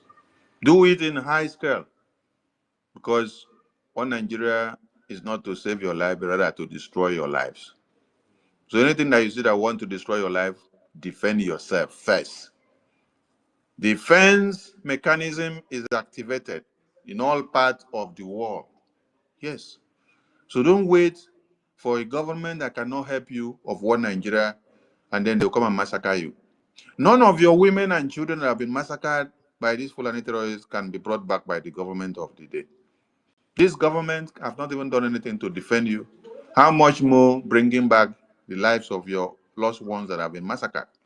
Which of your lost ones have these Fulani terrorists massacred that you have gotten any justice or compensation from one Nigerian government? No. So why is the life of the Fulani terrorists now more special than every life in one Nigeria? They have been killing, ravaging the communities, destroying everything. In Iyamufu, you can see dead bodies. You can see dead bodies in Imo. You can see dead bodies in Enugu. You can see dead bodies all over one Nigeria. The one in Benue is what you cannot even use your eye to look. The one in Samfara, the one in Plateau, the one in Kano, Sokoto. It is still happening as we speak.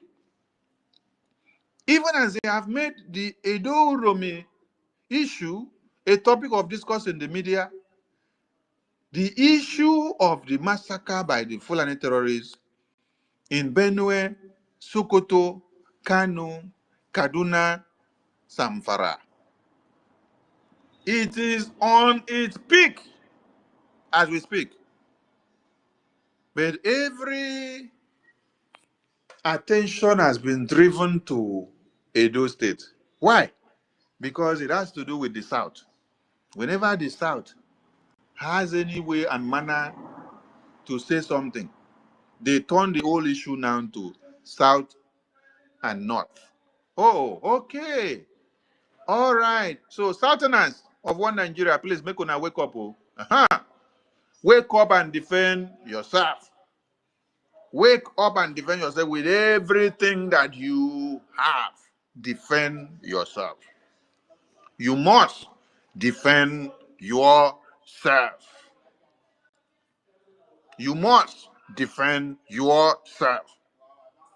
And this message goes to the R0RI media. You must all understand that the two leaders that we have that are in detention now, that they have done a lot and enough for Biafrans to be free. So we have gone past the time that you come on the media and start telling the world that if the Prime Minister was here, that what is happening here now would not have happened. Web this moment, if you're on the Biafran media, that kind of narrative should change from your mouth, please. Don't put that narrative again out to the media. They are in detention and we want their quick release. So if your teacher have taught you for many years, and then he now said he's going for a break, then within that 1 month that your teacher goes for a break, you cannot amplify anything that he has taught you for the past 3 years. It simply means that you are useless. You have been useless to his teaching, his sacrifices for the past 3 years. You cannot make do with your brain box in his absence. And you're still lamenting if he is here. Oh, if he was here, if he was here. So what has he spent his time and energy to teach you for the past 3 years? What has he spent his time and energy to teach you for the past 3 years? So in their absence, we want to see you increase in your thinking. We want to see you increase in what you can do. What will bring these two leaders out is not you coming to lament and say if they were here, what will have happened or should have happened. Are you in tune telling us that they have something that they used to do that you don't know? And then they have not taught you and then you don't know how to defend yourself? Or will you continue to be lamenting and be crying? If they were here, if they were here, if they were here, if they were here. For how long? Is it if they were here that will bring them out? No. It is not if they were here that will bring them out. What will bring them out is for you to multiply what they are accusing them of, so that you will exonerate them. Do what you can do to do what? To free them. Do what you can do to defend yourselves. If they are accusing them that they were the one doing sit at home, then in their absence, you go back and sleep in the house. Are you going to help them to come out or not? No. If they say they were the ones telling one Nigeria to fall, and then they are not here, you now go and keep quiet. You cannot open your mouth and tell one Nigeria to fall in their absence. You are not coming to say if they were here, if they were here, if they were here. If they were here, you don't get mouth, you don't get hand. Is it your lamentation of if they were here that will bring them out? The more you say if they were here, the more you are telling the people that detained them and kidnapped them that they were right. The more you are saying if they were here, the more you are telling those people that they were right for kidnapping and detaining them. But rather, what you have to do is that go and think and amplify it. We have multidimensional approaches that we have been using against these terrorists. And none of this has been happening with the hands of the Prime Minister or the hands of Mazi Nnamdi Kanu. No, it is the Biafran people that have been doing it. Biafran people will embark on a civil disobedience. Biafran people decided to start doing civil disobedience of sitting at home. It was not the Prime Minister that brought about sit at home. No, it was the Biafran people. All along, far from Mazi Nnamdi Kanu's time, sitting at home has increased and has resisted.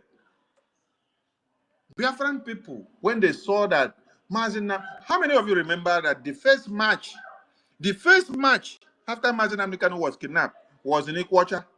The first match which Biafrans marched along the street, it was in Ikwacha. They marched massively. And people were like, oh, is Mazina Amikano from Ikwacha? I thought he is from Abia State. Then you understand that it is not about being from Abia, or being from Ebonyi, or being from Enugu, or being from Akwa Ibom, or being from Cross River, or being from Delta or Bayelsa. The people that understand the meaning of the freedom very well is where you saw them starting that opera before other people's eyes were open to understand that they need to do a march, they need to shout.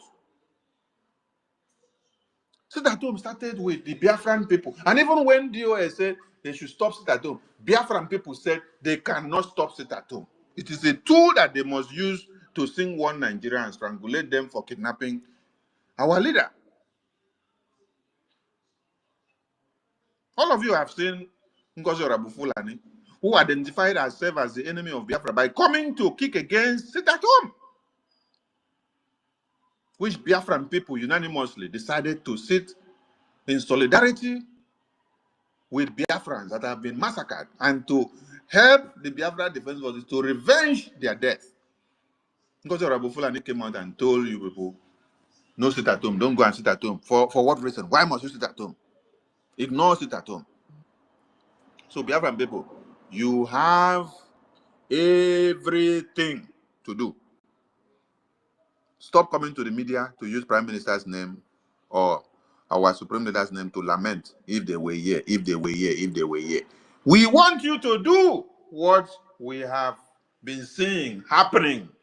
Not what they have been doing, or they were not the one that were doing it. It is Biafran people that were doing it. So enable the Biafran people to do it with all the resources that they need to do it in the homeland. Yes, that is where your drive should go. That is where your drive should go. Enable the Biafran people. Stop coming for that lamentation of if Prime Minister were here, if Mazin Amikano were here. We don't want to hear that again.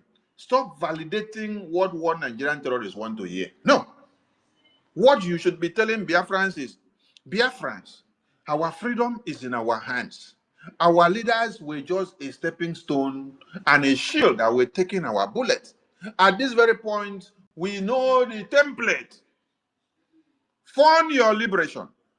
Everybody should come out en mass, fund the liberation, so that the homeland, de facto, and the defense can liberate Biafra land. While the exiled government will do more on the recognition of Biafra in exile.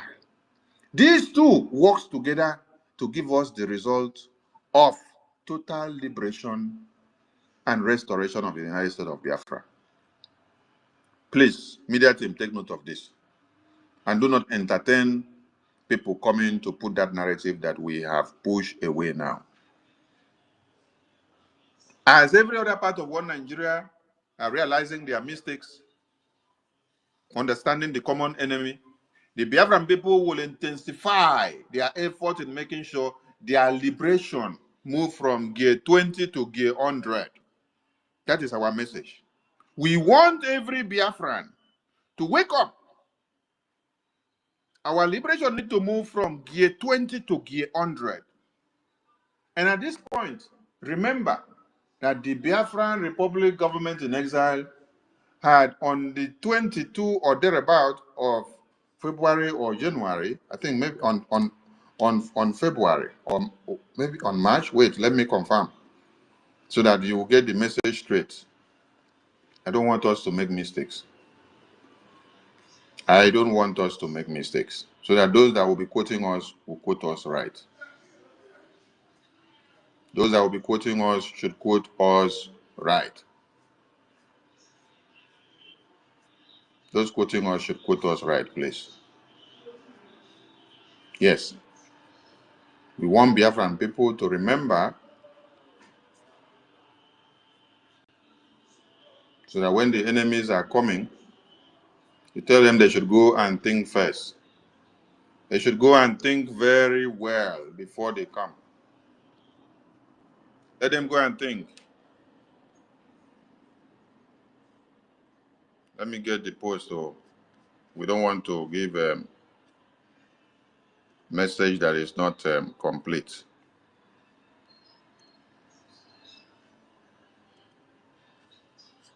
All right.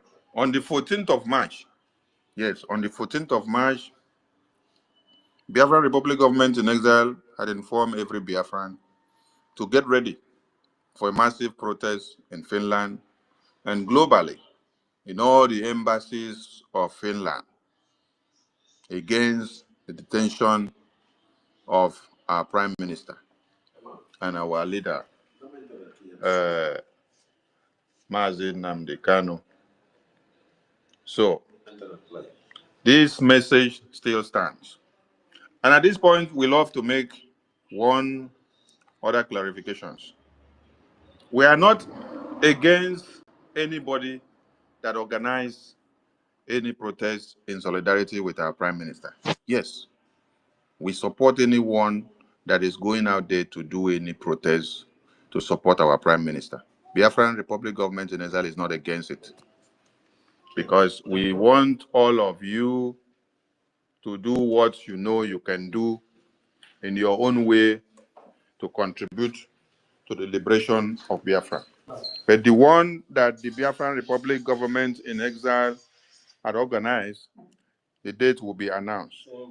So for some of you there that think that we are against anyone that wants to do one or two to support the protest in your own way, please, you are free to go ahead and do your protest.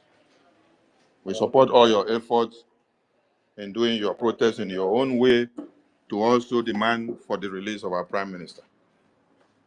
We need the effort of everybody to release our Prime Minister. We also need the effort of everybody to release our Supreme Leader. We need the effort of everybody to also get Biafra fully restored. So it is not what me alone will do, or what R0RI alone, or APM, or University, or Midbridge, or Stella, or Aja, HK, or Ife, or Biafra Lizen, Malaysia, or Rage and Fury. We need everybody's hands on deck and every energies from all ends. I salute all Biafrans. The floor will be open for those that want to say one or two. As we move on, we remember that on the 6th, we have, I think that should be Alonso State de facto. Well, let me confirm, please, so that I don't give wrong information. The flyer, if the flyer is not out here, I thought the flyer was out. The flyer of Alonso, wait, let me confirm, please. Okay, on the 6th, yeah, it is Alonso. We have Alonso State de facto town hall meeting. Then on the 13th, we have Aludo State de facto town hall meeting. Then we have here on the 4th. On the 4th is just by the corner. It is the USA North and South town hall meeting. So please, everybody should key in to these programs. All we are doing is to make sure we keep the tempo high, to continue to intensify and to do what we have been doing, which you must see and which the enemies of Biafra must see. As every other places are boiling now in the zoo, our own fire does not need to diminish. Our fire needs to increase. But I think what is happening now is like a point of awakening, a point of exoneration. God wants to exonerate the Biafran people, especially our two leaders that they have held captive now. Yes, God wants to exonerate them by allowing the escalation of the terrorist attack to show up in every part of one Nigeria, so that those that downplayed the reportage before will have reasons to bring it up. You see, everything is happening at the same time. American congressmen are discussing the designation of one Nigeria into the red list. You come back to one Nigeria, you see the escalation of the massacre by the Fulani terrorists coming from the north to the south, the east, the west, and everywhere. So this is going all down to exonerate our leaders in detention, to exonerate the Biafran people for all they have been saying and what they are doing, for their reason of fighting for the restoration of Biafra. So those that did not understand before, did not agree before, with everything happening now, encapsulate all of them. You will now understand that the Biafran people, the Biafran leaders, the Prime Minister and Mazi Nnamdi Kanu as Supreme Leader, they have been right. Yes. So Finland released our Prime Minister. The crimes you accuse him of are all false. Those crimes are being perpetrated before your very eyes now while you lock up our Prime Minister because of your political will, because of your interest in one Nigeria. It is not what you get now that will matter to you, but what you will become tomorrow that people will speak well of.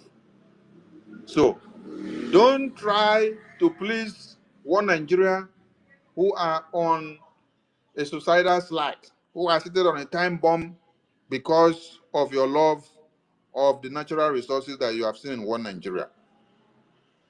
It will be unthinkable for the ancestors of Finland to sleep and wake up and see that they sacrificed their lives for Biafran people during the genocidal war, and then their children, which they taught how to also sacrifice for the Biafran people, in their own time now, are the people working to betray the Biafran people. Don't let the good legacies that we have for Finland be thrown into the mud. Alex, stop. It will be a shame that you have grown up to become useless to your ancestors who taught you how to defend self-defense. You are defending and standing to speak for Ukraine.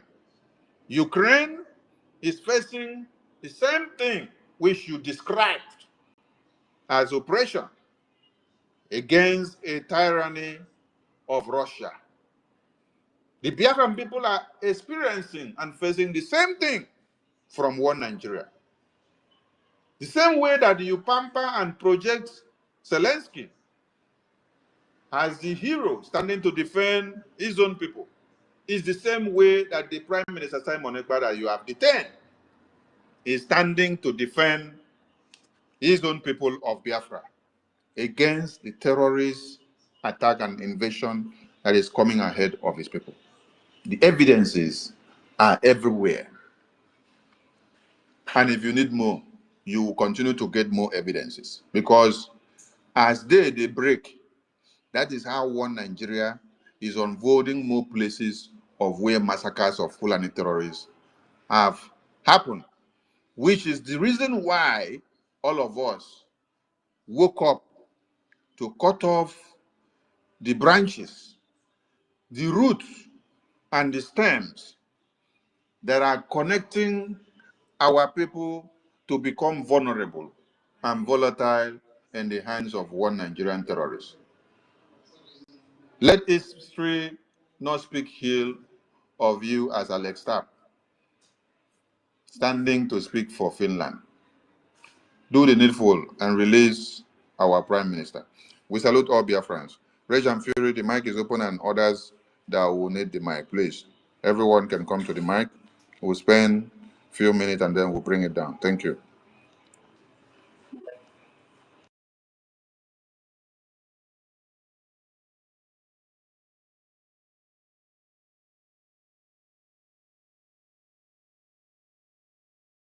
Rage and Fury, over to you. Need more people on the speaker? All right. Thank you very much. I hope I can be heard. Am I coming up? Yes, we can hear you. Okay. Thank you very much. Yeah.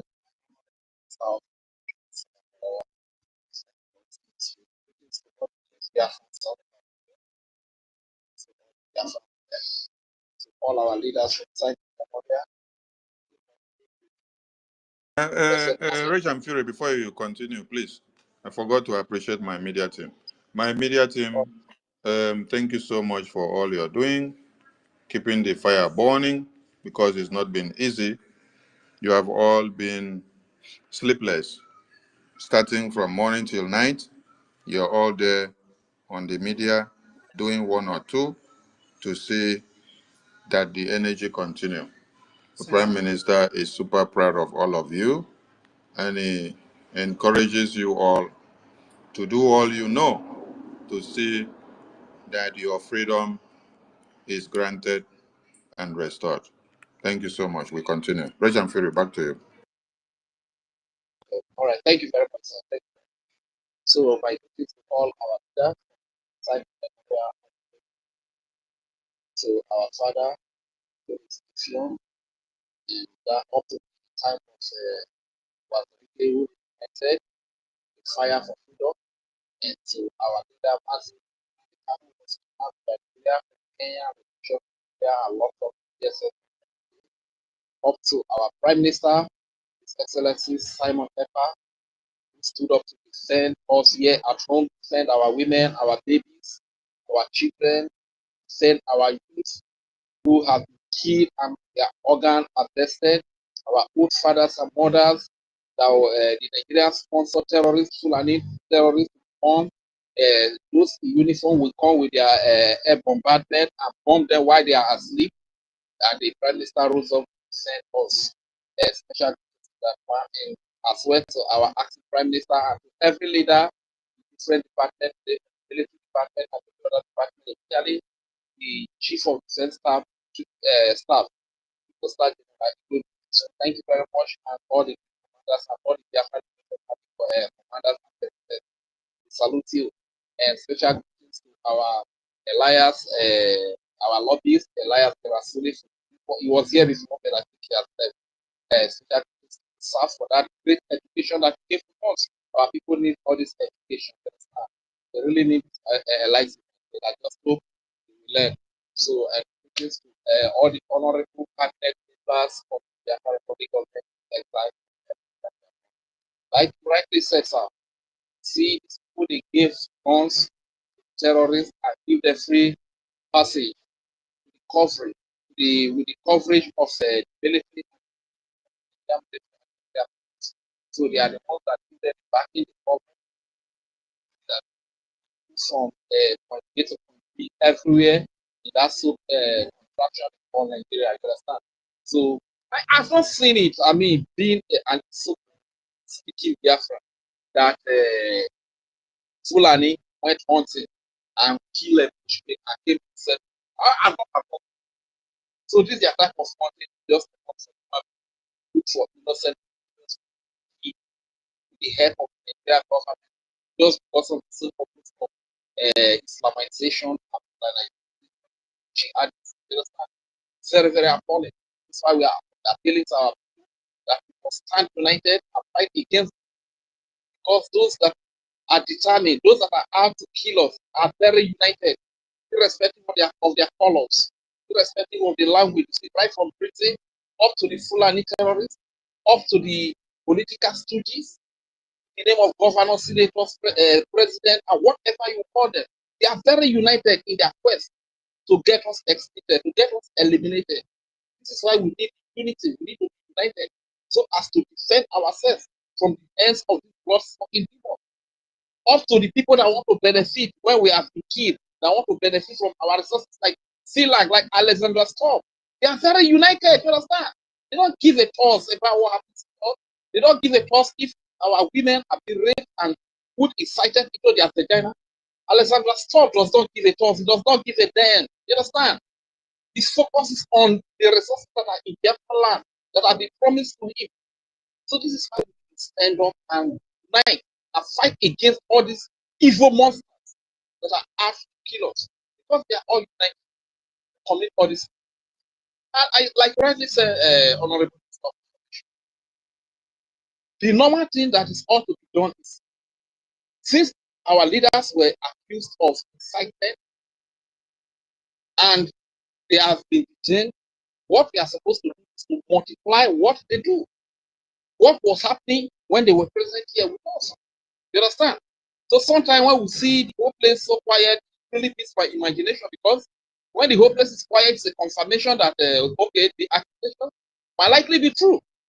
And one question I keep asking myself is that when our leaders were here, the Biafra Defense Force, they have their materials, their weapons that they were using to defend our women and our children, defend the land of Biafra, defending our people.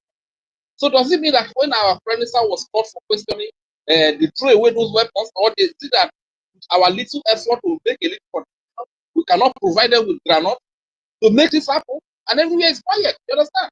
Because the truth is that the result that is coming out even inspires people to want to even be part of the program. You understand? Like everywhere just quiet. Like it's just a confirmation that this accusation they are leveling against our leaders are true. And we must not allow this to happen. Let everybody in different departments, in the kind of fire that is happening on the social media, let every department put in this fire. Give 110% fire. Let everywhere be hot. You can see those people that are hosting, some of them, they will host it for like 2 days as they go. This is determination. Not that they don't have anything. Sometimes they will leave everything they want to. Let's have this kind of sacrifice to see that this are everywhere is on. We multiply the defense of our land in the absence of our prime minister, in the absence of our leader. We take it like raise to power 3 again, or raise to power 10.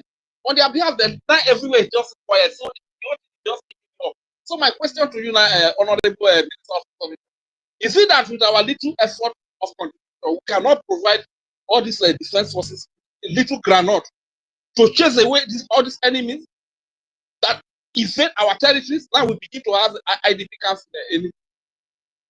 What is happening? I don't really understand. Thank you very much. That is my question. Or is it that the materials they were used to defend the land, as they called our prime minister for questioning, they threw away all the materials?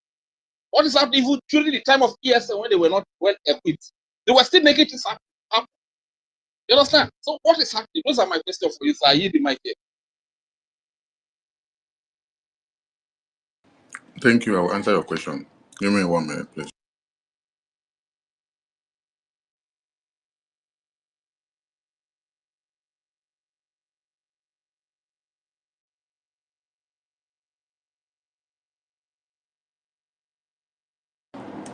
Yes, thank you for your question. But the way you ask that question, it seems like you are not in this liberation and you're not following up anything. Yes. Because on Prime Minister's detention, there are some people that were given a mandate of coming to make the Biafra Defense Forces and the Biafra Liberation de facto in the homeland to look like a caricature and to look like a weakling. So if you ask that question, it's like you have not been watching and following up and knowing everything that happens. How many of you know or understand what it means that you declared the restoration of your country yesterday, and the next day somebody came out and started calling the Biafra Defense Forces criminals, kidnappers, traitors, and online commanders? Then all the funds and logistics that this liberation wing are supposed to have to do their work, you deviated all these funds away from them. You took it to Bubago. What do you expect that the liberation forces will now use to do their work?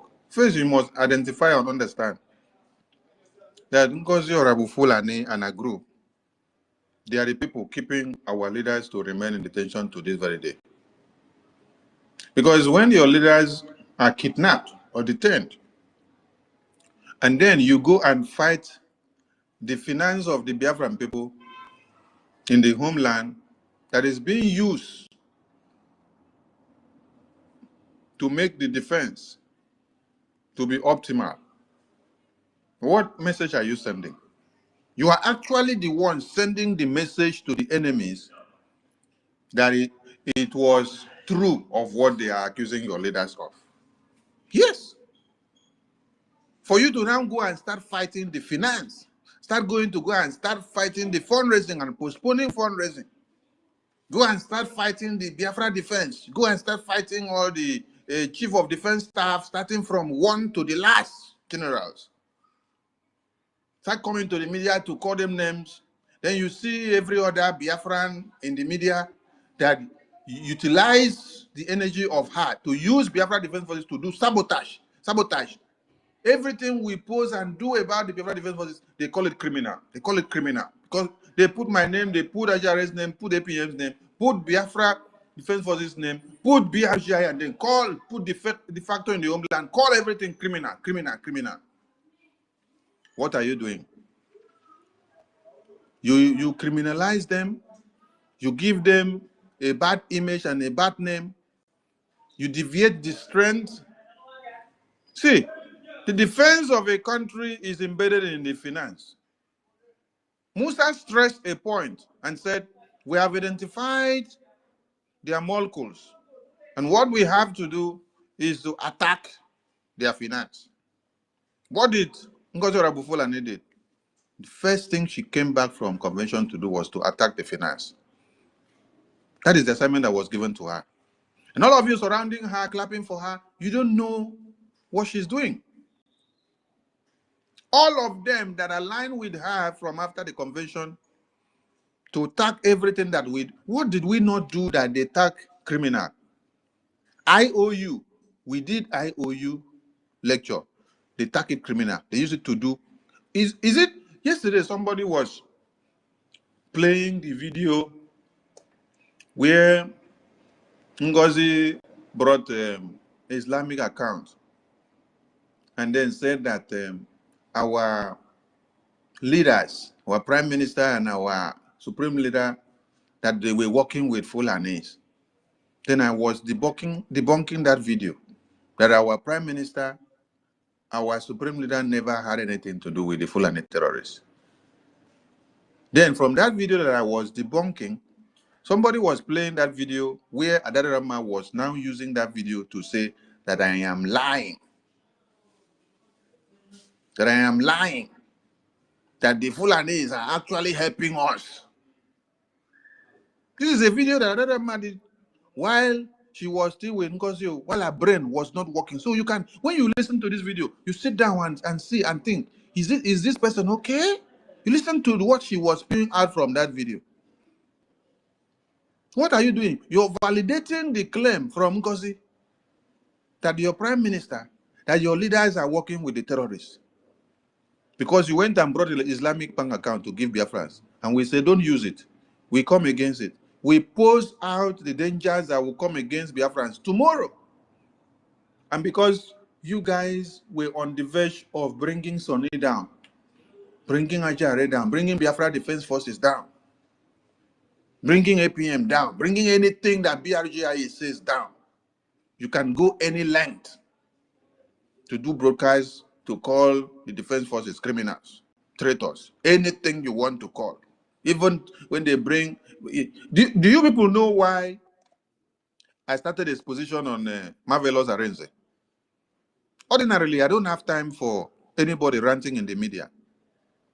The reason why I started this position on Marvelous Arenze is because Marvelous Arenze went to go and bring and do a video of New Mandate website. He went to go and click the website when PM posted for palliative. And then he now use it to validate the Tash Bank Islamic account inside New Mandate and said that Prime Minister endorsed the Islamic Tash Bank account. That is why you saw me do a position against Marvelous. What message are you passing to Biafrans? We are looking for a way of revamping the damages that you people have done, and you're now going to go and use Prime Minister's Twitter page to validate your Islamic jihadist terrorist bank account, which Ngozi brought against Biafran people. And you're lying against the Prime Minister and say that he did it just to be able to make a point. Just for you people, then when the Biafra Defense Forces will come out and say, we don't have anything to do with the Islamic bank account, everything now is torn apart. So, if you all follow up everything that has been happening after the declaration, you will understand that when they came up to start confessing that they took over 50 million naira to go and do contract with the Bubagu Caterpillar, they took over 80 million naira to go and do propaganda marching. And every day they are gathering to raise more money to do more recruitment with the Bubagu. This time it is Sapele that will go to 47 is now being used as the middleman to liaise with Sapele for them to do more recruitment. So when you had 100% of Biafrans making their liberation fundraising in one place, now they divided them into 70:30, and then they carried a huge amount to go and give war Nigeria because they hated the prime minister. Because they hated the prime minister and they never want his success. They don't want him to come out. They don't want him to be released. That is why they prefer to kill him and put him there forever by making sure the money that is supposed to go to one source for the liberation of the homeland, they would rather go and put it and give it to Ebubagu terrorists so that they will now come back to continue to validate that nothing is happening from the Biafra Defense Forces. So that means what Finland, what one Nigeria are saying, that it is Prime Minister, it is Supreme Leader that made everything to happen, it is true. I want people to understand something. There is a calculated attempt here to validate one Nigeria against Prime Minister. This is what Ngozi's group are doing. And every one of you inside Ngozi's group understand this message very well now. Now, whatever that you're doing with Ngozi's group, you are part and parcel of the persons that you don't want Prime Minister to be released. Because if your leader is accused of doing something in the street while he is here, and then in his absence, you go and quench all the fires that were in the streets, what message are you sending to the persons that accuse him of being in the street and lighting up fire in the street? What message are you giving to these persons? So that is the answer to the question that you asked. And I want every Biafran to understand that having our fold in one is the strength of the defense forces, the liberation, the de facto in the homeland. So stop making your donations to give Ngozi Group for them to use for a Bubagu and to destroy the release of Prime Minister, if you are actually for Biafra. But if you're not for Biafra, continue to go and support a Bubagu. Okay, Mr. my honorable minister, I don't know if I can ask for that. Go ahead, let me hear you. Thank you very much. This is very nice. But sometimes I look at like, okay, does it mean that the people that were funding this because they are one of them, we have any hope on the R0RI that they are going to make this happen and increase the level of sense, probably your voice is cracking. Try to get to where you have Let me remove my earpiece. Is it okay like this? Remove it. Yeah, speak without the earpiece so that I can hear you well. Okay, fine. Thank you very much.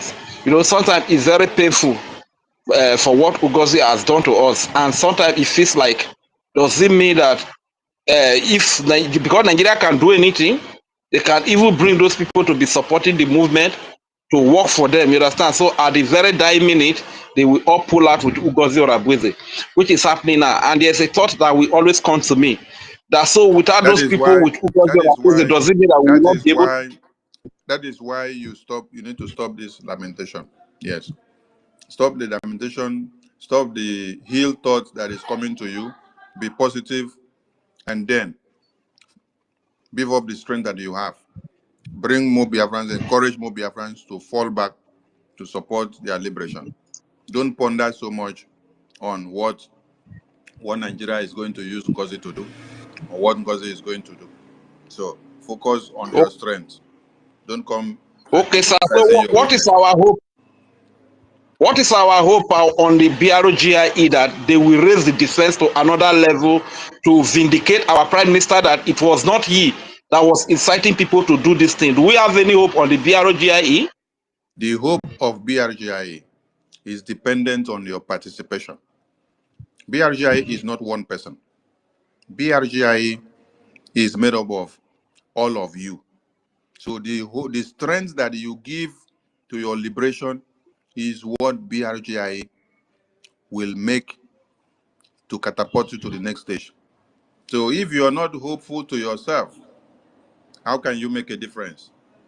So when you hear R0RI, it's not Sonny, it's not university, it's not Ajare, it's not 1 million, it's not you alone, it is all of us. So don't be hopeless of yourself. Don't push it and say R0RI. You are part of the R0RI. So be hopeful to yourself, gather your strength, look for every resources that you have to bring up so that you can make a difference. When you start being hopeful of yourself by yourself alone, you will make a difference by convincing others and bringing others on board. Don't open program and start lamenting and crying as if you have no hope. Be hopeful to yourself first before you now try to summon another person's hope. Thank you.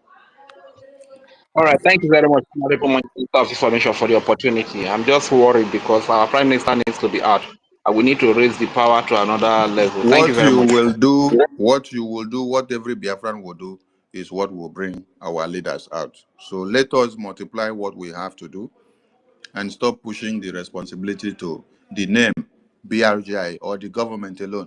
The government we have is not a government of Sonny or APM or PM or Ajare. It is the government of the people, for the people, and by the people. The people makes the difference. The people come together and make it happen. So when you go with the ideology of one Nigeria, of what will I get from one Nigeria, you will not make a difference. Rather, what can I contribute to the government for the government to move to the next scale? That is the ideology of a patriotic citizen that is ready to see that his government makes a difference. Thank you so much. Mazin Kudinamba, over to you.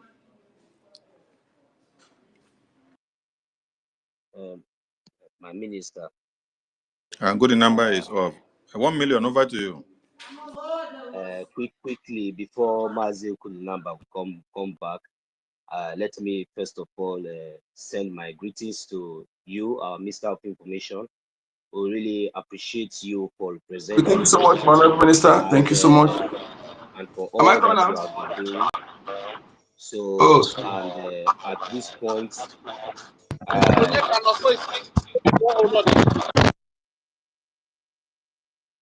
all right, thank you very much, Mazi Onyeka. Just 1 minute, I will leave the mic back to you, okay? For the question that our brother Mazi Ridge just asked, I just want to throw more support to your submission, our information minister, because you see, in this liberation phase, since I myself started following up, I have never,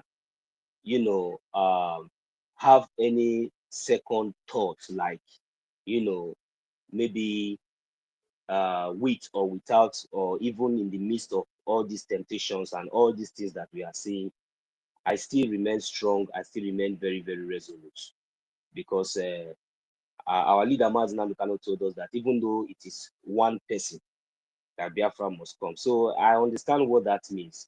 So I think it's hard time that each and every one of us will have that kind of mindset, and and that is the only way we can push we can push forward. So any mindset of demoralizing mindset that is not an option at all. No matter what, no matter the kind of intimidation, no matter anything, we have seen it all. So there is nothing that is going to come up today that we have not seen before. Even the sabotage here and there, everywhere, we already seen it all, you know. So it's not something that is going to move us now. So I want you to know, my brother Maziri, there is hope, very strong hope, very serious hope. I am telling you, my brother, there is no. Just forget about all these things that is going on now. That the way you are seeing. Look, when the time comes, because we are just here, we are citizens. You know, we have to keep on doing what we are doing. That is the reason why, because we really understand what the time is right now. That is the reason why you see each time, even on the spaces, we call for fundraising. We don't have time for all this, you know. There is hope. Forget about all the, there is serious hope, a very, very serious, a severe, big hope. That thing that you are waiting to see, my brother, we are not playing. The government is not joking. The Biafra Liberation Army, they are not happy with what is going on. You understand? But our effort, just like as our information ministers have said, that is what is going to give you exactly that answer that you are looking for. But even if or without this sabotage and all these criminals that you are seeing around, I am telling you, my brother, there is hope. Because you see, Biafra, this our freedom is nothing, is something that that has been ordained. So it's something that nobody can negotiate, nobody can stop it. So it's just that, you know, they say faith without work, or without work, without action, or without, you know, it is nothing. You understand? So the only thing that is there is that we must continue. That your one agenda. Do you think that it is not going anywhere? Don't worry. Very soon you will hear the result. You understand? So, you know, like you also ask another question, like, does it mean that what happened, that this is that? No, no, no. The fact is that as it is right now, our funds, our funds of our defense was, you know, they tried to sabotage it. And at this point, you don't expect things to continue to just move just like that before, because this our Liberation Army, and even we ourselves, we really need to take time, just like what we have been doing all this while. And I think by the grace of Almighty God, I think our people are not coming back, and this is the results that we really need. Then the conscience of the people are waking up. Now the people are not, you know, getting the message very clear. It's not like the way we expect it that we are going to see it. The ways of the Biafran Liberation Army is not the way of, you know, the way we see it. They are army. We are civilians. You know, we just have to do the needful. Our land, the protection and the defense of our land is their priority. So you don't expect them to come out now today now and go and do something, and the next time they run out of no. They have to be really prepared, because you see all these things that is going on, the answer, the results that the zoo or whosoever that they are looking for, I am telling you, my brother, before God and man, they are going to get it in no distant time. So that hope that you are talking about, my brother Rage, just forget it. There is a serious, very huge hope. So I will continue to do the needful. And I pray and I believe that our Liberation Army is going to do something in no distant time. So, and I also want to come to the side of this hypocrite. I call him hypocrite for me. I don't know how that sounds to any other person here, because from his actions, and you know, from his ways, and you know, his characters that have been seen, that he has been displaying these days, is just like an hypocrite, because that is what I call it. You know, I'm talking about Alex Storm, because you can't be angels in the streets, whereas you are a devil at home. Because I don't understand the meaning of what you are trying to project yourself. I'm telling you, you are going to come back in shame, because you know, you just held your own citizen that is fighting for a just cause, you know, freedom for his people, and at the same time you are just there parading yourself from one post to another pillar, you know, as in maybe to claim something that you are not. Remember, your own citizen. Why are you keeping him why are you keep detaining your own citizen? What is his offense? For how many months? And you are parading yourself up and down from one pillar to another post. That is an hypocrite. You understand? People are dying in Biafra land. People are not even dying in Finland. Where something is happening is another place. But you tell your own citizen, your own son, your own citizen, because he's fighting for his freedom of his own people. Can't you see the accusation and everything? Yet nothing that you have found, but you still hold him and parading. This is just nonsense. This is an art of hypocrite. So you have to retrace your steps before it will be too late. Because there's no way, there's nothing that you people are going to, no matter any power, no matter any position that you think that you obtain, no matter how you project yourself in this world, it just take a day, a second, for everything to just go up. So there's nothing in this life. This life, everything is vanity upon vanity, but it is very, very good for you to stand and do what is right. What is right is what is right. It doesn't really matter. And I want you to also understand that interest or whatsoever that you are trying to protect and you are using against violating the rights of your own citizen, because it has gotten to that extent. I don't really get it anymore. So now I want you to understand that interest that you are protecting belongs to that citizen. It belongs to him. You understand? It belongs to us. So if you are trying to protect the interest under foreigners and under terrorists and under criminals, don't worry. At the end of the day, you see all these crimes, none of you will be exempted at the end of the day, because it is not your people, but at least maybe with time, all of you that participated in all this crime, both those that see that did not talk, both those that collected and say, okay, let us keep quiet, all of you will be held accountable. It doesn't really matter your position that you are in this world. You understand? You will be held accountable. There must be a karma. There must be a consequence for your actions, because this is not just politics. This warrant lives of over millions of people, particular people that you have been benefiting from their natural resources, to the ones you have been stealing, even apart from the ones that you have done to us for decades that we have not even recovered from. But still yet, you went to the extent of, kidnapping our leader from Kenya, and keeping quiet, and also at the same time questioning our leader for fighting for the freedom of the people. And at the same time, you are jumping from one pillar to another post, shouting Ukraine, this and that, and this is that. It's an hypocrite act. So please, I don't know how I'm going to put it anymore. So you have to retrace your step, because you see all these things, at the end of the day, you are going to come back in shame. Because if you did not clean your house very well, you see that one that you are pressing, Simon Ekpa, go and ask very well. So you know his record. So no matter anything, you know that no matter anything, you cannot succeed. Because even our leader, Mazi Nnamdi Kanu, they have not succeeded. They have not succeeded. They kidnapped our leader, Mazi Nnamdi Kanu, to Kenya. And because of the kidnap of our leader, Mazi Nnamdi Kanu, our prime minister came up, which is Simon Ekpa. He came up as the prime minister, as the spokesman of the Biafran people. We voted for him to speak for us. We gave him the mandate to stand and to speak for us. For the same purpose that Nigeria went to Kenya.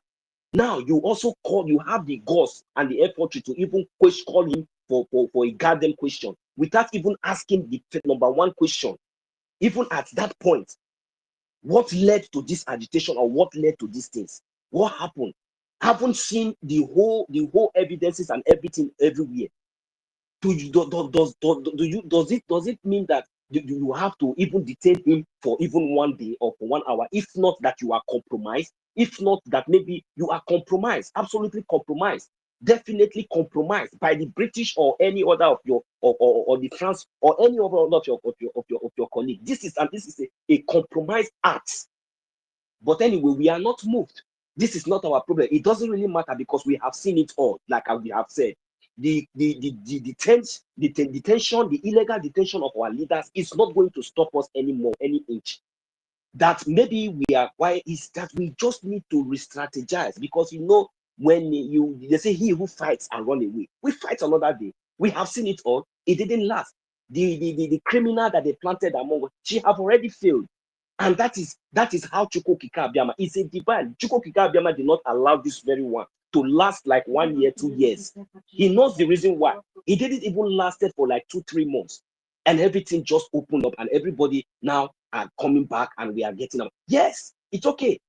It doesn't really matter. We know that the zoo, it seems like they are now gallivanting. And no. Allow them to be gallivanting. I reminded them that, look, the band of every terrorist zoo uniform or any of their offices in Biafran land, in the whole 40 states of Biafran land, remains in order. I have not heard from my information minister or from our government or from anybody that the use of Nigerian plate numbers in Biafran land and checkpoints and all those things that we banned, that they have been uplifted. I have not heard it. But you know, the good thing is that I am telling all of you, those that used to hawk things around those areas, you know, this question that you asked now, Rich, is very good question, because to remind our people, because sometimes maybe our people, we forget those criminals, those sabo, what are we going to do? You are still going to those secretariat offices and maybe all those offices that have been shut down by the Biafran government in Biafran territory. You will be the scapegoats when the time comes, or is the Biafran Liberation Army going to start coming out to start announcing, or maybe our government now will come out? Do you think that it's going to be like norm, like the way they will come out and say sit at home or this one, that one?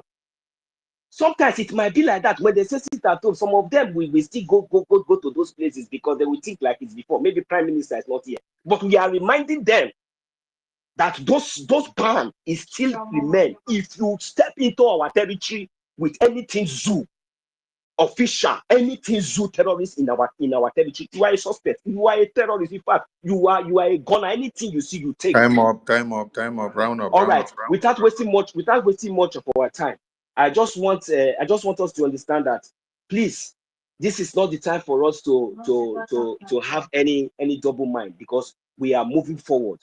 I will yield my mic here. Thank you very much, my information minister. Thank you, Mazi Rich. Thank you very much for that question.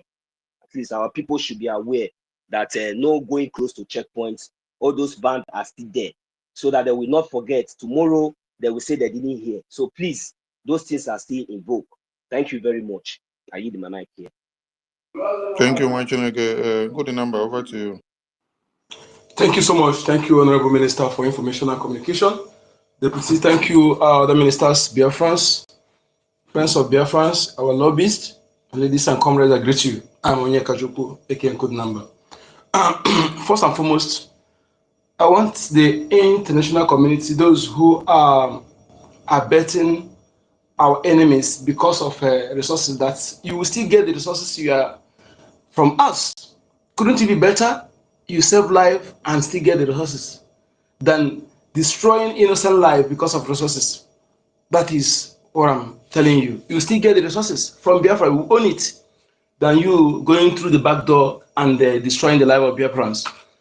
Thank you. Again, I want our people to understand what it takes to defend territory.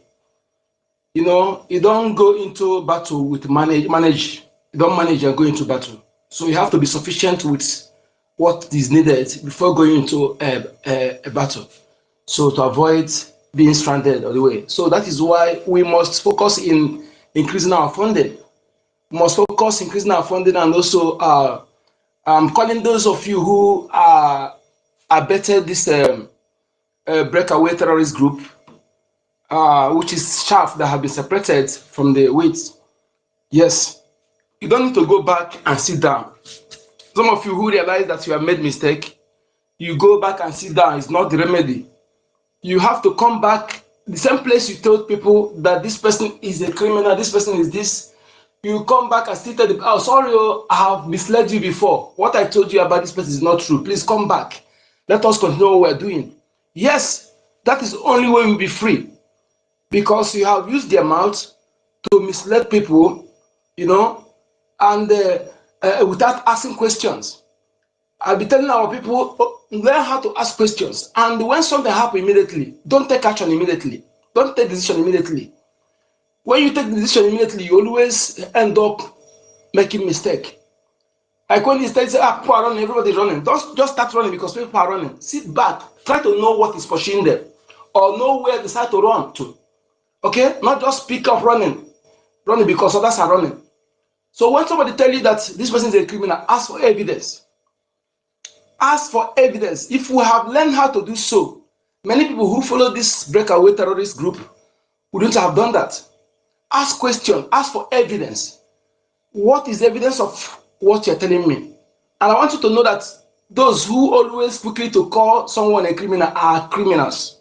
No genuine person that will just wake up and call somebody a criminal based on innuendo, based on leaks or without facts. Those people they call criminals, those they deemed that will be against their criminal action or will be the one to expose them. So what do?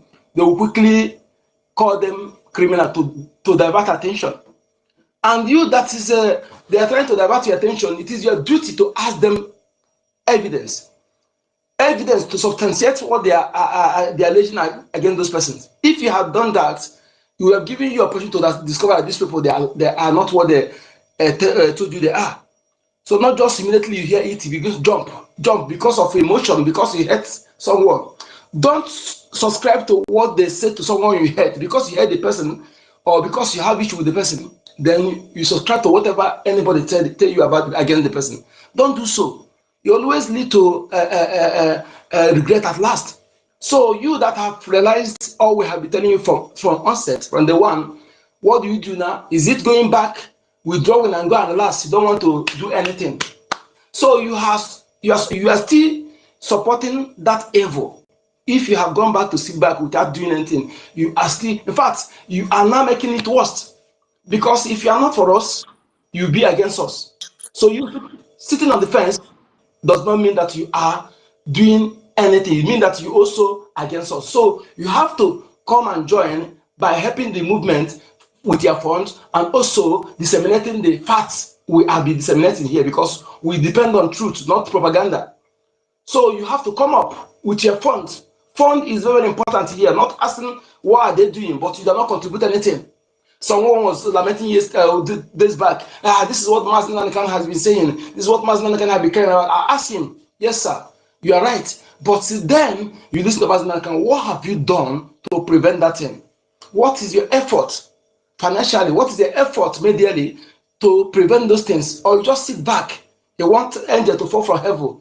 Or they tell you that the restoration is God's has ordained it. Then if God have ordained it, you want it to somebody from above for heaven to come and do it for you. It is you and I will bring that God's plan to come to reality. Are we trying to think that way? If God is precise that it will happen, then you sit back, it just happen like that. You and I must work for it. We must put effort together. We need our collective effort to make it happen. Okay? Not somebody will tell you, I prayed. I to people who come and say, I'm praying for you people. I'm praying. Please keep your prayer. Keep your prayer. If you don't come and support and bring fund to do it, keep your prayer. We don't need it. I don't like to hear that nonsense. As you are praying, let your action follow it up. Not to say you are praying for us as if you are exempted. You are not one of us. Please, let us understand what we are doing. Let us do something without deceiving ourselves. Don't bring pretense or bring that mago or mamarihu attitude to what we're doing. If you are for us, stand with everything and be truthful to yourself. Okay? That's the only way we achieve what we're doing. Let us use our collective efforts. Please, go to your various community meetings where you are. Tell them this. Because even though you say you don't want Biafra, will you want a village to be taken over? Will you want your village to be occupied by invaders? Then displace your people, perhaps kill them. So when you come from that abroad, where will you go? What will you go to do? You're going to remain stateless forever? We must take this message serious to our various community meetings. Tell them that the need to defend our land, life on our shoulder, is not one person's, it's not only the government. We must come under that umbrella, be R0RI government, and fund our defense forces. God made it possible that we have those who volunteer their lives to defend our land. So what do? We have to provide the logistics. How about if we don't have those people? What would happen? Now we have it. What's stopping you from funding them? This is supposed to be our paramount important project. Now, to invest money. If you love your children, you have to invest in defense of our land. Otherwise, that's your money, everything you have invested, those mansions you have built will be useless. I am not just telling you, but that is what is what is going to happen. Okay? It's better you bring that fund, make this your paramount important project to invest money into, if you love your children, so that you can do this once and for all. Not when it's late, you begin to come out to cry, hey, who did this to us? Who have I offended? This, when you're supposed to wake up and do something on time, you begin to procrastinate it. Thereafter, you'll be blaming the devil. Let us stop that mindset, that attitude. Please, my people, come up now, okay? And I want you to know it that not everybody who speaks your tongue bears your name are part of you. So that you don't discourage you. Know that you that are to believe in what we're doing, come together, let's do something. Do something. Not just multitude, but those of you who are into it, what are we doing? What are we doing? That is what you ask yourself. Now, everybody in Biafra is supposed to know this is not the time of building mansion, this is not the time of gossiping or trying to do this time of defense. That is what is paramount in our life now, in our land, to defend our territory. If you lost that land, let me tell you something, you remain stateless forever. Forever. Provide you that land again. So let us do what is important to avoid this gossiping or the speaking language of demoralization. I don't like it. Okay, we must do something, and we do it. Just what we need to come together and pass this message. Take it as your paramount duty. And again, like I said, if you're in Biafra land, my minister, I'll be saying this thing because this asymmetric silent war they are carrying against us is very dangerous. Okay, you see Ukraine, how the Ukraine war has been flamed everywhere. People are live and not lost. What we lost in Biafra in a week is more than what Ukraine have lost since they started their war. Okay, they are killing our people silently. Media, we have discovered that media is not for us. Media is against us by suppressing what is happening. Remember, before every media, insecurity in the southeast, insecurity in the axis. When people are not being killed, when our villages are not being taken by Foolani invaders, but now they are taking our villages, raping our women, killing our youth, giving them mass burial silently. No media is reporting it. What does that tell you? Are we going to keep quiet? Allow that silent war to continue? The answer is no. We must devise means how to escalate this to make it open. Because when everybody knows there is war, life will be saved. And it will also help our youth to devise self-defense mechanism in the various village. Because some village now don't know that there's something is going on in the other village. No media to report it. And when we report it on Facebook, no, Facebook will not allow it to share something like that. And not everybody on this space. So what do? I'm of the opinion, if our people, because when you are supporting anything you are doing to support those who are killing you to fund their war chests is very, very paramount. You stop it.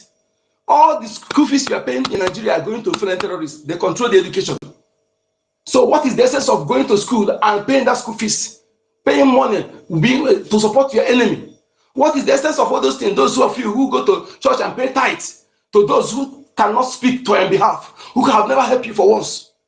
If they cannot help you since all this while, now at the date, now they still keep quiet. What is the essence of you following them? It is better you follow those who has been making effort to protect you, which is Biafra government and Biafra Defense Forces, and bring that your money into it. So what do we do to let our people know there is a war, so that everybody will know? But that action will make the people, even the external world, to know that something is happening in these places. Because this silent, secret war is dangerous. That is my concern. And again, our youth, if you're in a village, anytime you see the Fulanis in your village packing their things to leave, know that something is about to happen. Be very, very vigilant. Convey this message to your people. Be very vigilant. Don't speak much, but be attentive and very, very alert to see strange movements, and make sure that you give alert. If you see any sign of mark, chalk in the tree, in your bushes or in your street, just clean those things. Know that is a mark of how they will move to attack you. Don't keep quiet. Don't keep quiet. Help those who are defending you to defend you. Thank you. Thank you so much. Help those who are defending you. Help them to defend you well. You can't just sit back and begin to focus on money. Around the park, when you avoid, you ignore something you're supposed to do, then that money you are pursuing, your enemy or stranger will eat those money. Thank you for having me. Thank you, Minister. Thank you, Wachineke. We go over to university. University, over to you. Thank you very much, Honorable Minister Parawa. I salute you, sir. I greet everybody in the house. I greet you, Regent Furi. I greet you, Vam Vam Vam Kowanine, my Deputy Minister. May Chukwuka Kabiyama bless you. So, I want to start by the record that was played by our Minister Parawa, the interview guy. So I was thinking that the people who had the license was the vigilante people from Edo State. I didn't know it was even the terrorists they gave license. So what that means is that these people have been licensed to kill people. They've been licensed by the Nigerian government to kill people. There's a guy they call Murphy about this situation in Edo State. That guy is claiming that Fulani is no longer kidnapping people, and I was live doing that. He challenged people. Anybody from Edo State who can challenge the Fulani in their move for revenge. He's even claiming that they are no longer saying, they never said they want to do revenge. So that guy, nobody from Edo State was able to open their camera to challenge. He challenged everybody. If you open your camera to challenge the Fulani, that if they dared carry out any revenge, that their people will be disciplined. Nobody feel open camera. You see the cowardice. What's going on? Okay. You see the cowardice that I've been telling these people in Edo State. When you want to fight yourself, you are very, very strong. Now you have a situation in your hand. You have war situation in your hands. And you people are there doing. You don't know what you are doing. You are playing with your life. People have been licensed to take your life. And all this why your problem has been Biafra IPOB. I hope that your eyes is being cleared now, because your governor have said that anybody that is dealing with Fulani shall be disciplined. What I want to put to our people in Igodomigodo in this light is that we are at war, and we Biafrans are the ones saving life here. So now you have seen whatever we have been preaching, all those other things you people are doing with Nigeria, this and that, those things are not going to work. You are going to waste time and resources trying to play all those games. It can only last for a while. You know where the solution lies. You know the plot of Nigeria against our people. Their plan against us is to conquer us and take over our land and Islamize everybody. It is not going to be sweet. So there is two things that is coming, my people from Igodomigodo land. Good thing and bad thing is coming. Life is going to be good. Life is going to be good. Good life is coming in the future. That's for sure. But bad life is still very common, because this life is not going to be sweet for everybody. Because some people are bent to hunt us down in our land. And there are thousands, if not millions of you, who are enabling this thing that is happening. And it is only few poor people that is talking. Apart from the governor of Edo State, who could not become a coward, at least that was the first time I see Nigerians stand for something. Because it bites my stomach even listening to their news. I don't.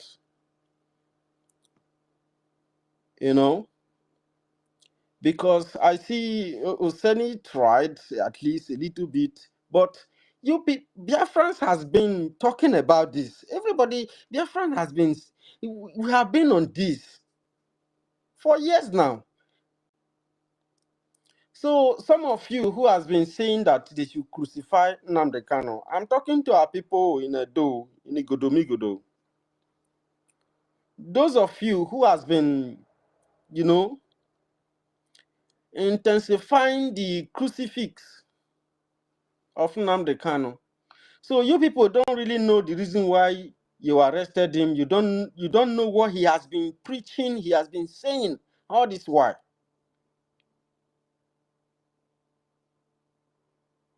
See how very wicked you are to yourselves. You are the very reason that we are suffering, because we have everything it takes to be very strong and be very powerful and be very, very progressive by now. So for the benefit of those of you who are still trying to, joke with us, we are very, very serious. There is something that we require of you. We don't even need you to do this fight if you don't want to fight, but you must fight with something. Nothing goes for nothing. We need your resources because you are wasting them. You are wasting them. There are a lot of money in Igodomigodo.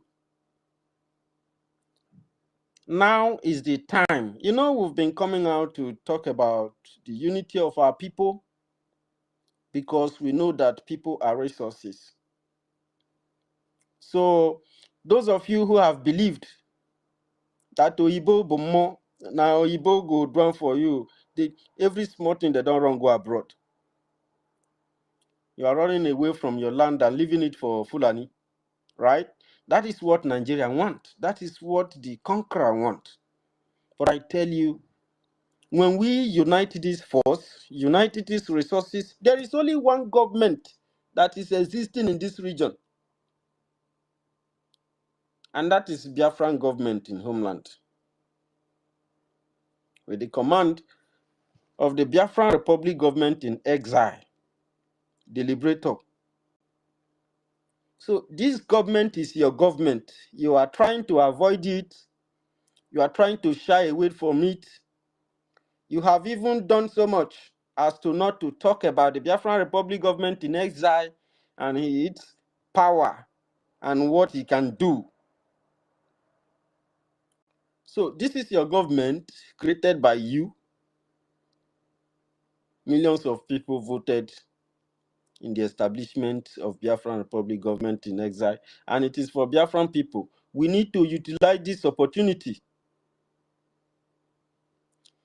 You want to hold on to the one that Uyibo create for you. Since he created that thing, you've been running away from your land. Nobody knows what is pursuing us because they have economically strangulated you, impoverished you. They created the poverty and they created the terrorists. They have a mandate with the British by the time they established this contraption, this killing machine of the British you call Nigeria.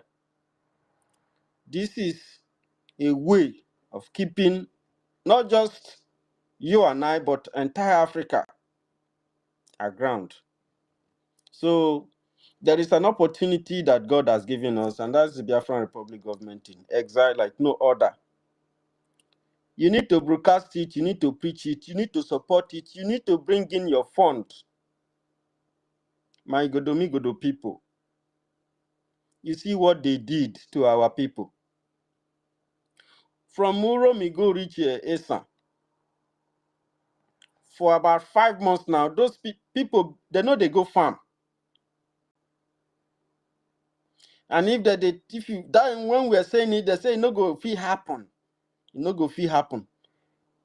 Islamic terrorists carry over your farmland, trying to create poverty. Before you know now, They have already taken over government to not them be government now. Now aliens, foreigners, now they rule everybody. So they go still bring their foreign food, by placing their terrorists in your farmland, eating up all your crops. They go chop all the crops when they for inside farm, or put the cassava cut and give them to cattle to feed on. And you and your family will go hungry. They will bring their Igbo food that they brought in dollars. Dollar big pass on our money. Unfortunately, on our land, now all the resources they, whether they collect the resources, but on our money small pass. People when they collect the resources, go put them for finished goods, where they make things. Their money come big pass. I don't know why it's like that, but now something when you go need to think about, because when they run away from your land, you don't know what you are running for. That is how you are at war. That's why you are running. There are get different kind of war. They get economic warfare. They get different kind of warfare when you go fit to engage people, to conquer them. And these people, when they use Takia, when be Fulani, Islamics, this Arab tribe, when they are our land, when they want to conquer us, they have done so very well to subdue us. They don't infiltrate the government. They are in charge. They will kill everybody one by one. They want to kill everybody. If you like, try to paint it, try to speak it, try to be politically correct. That is your own tone. If you expect that people, they call hunter, you say that they come from Port Harcourt. Did they show you any identity card? Did you see the identity card? You see did you see any address inside their national identity card that prove that these people are citizens?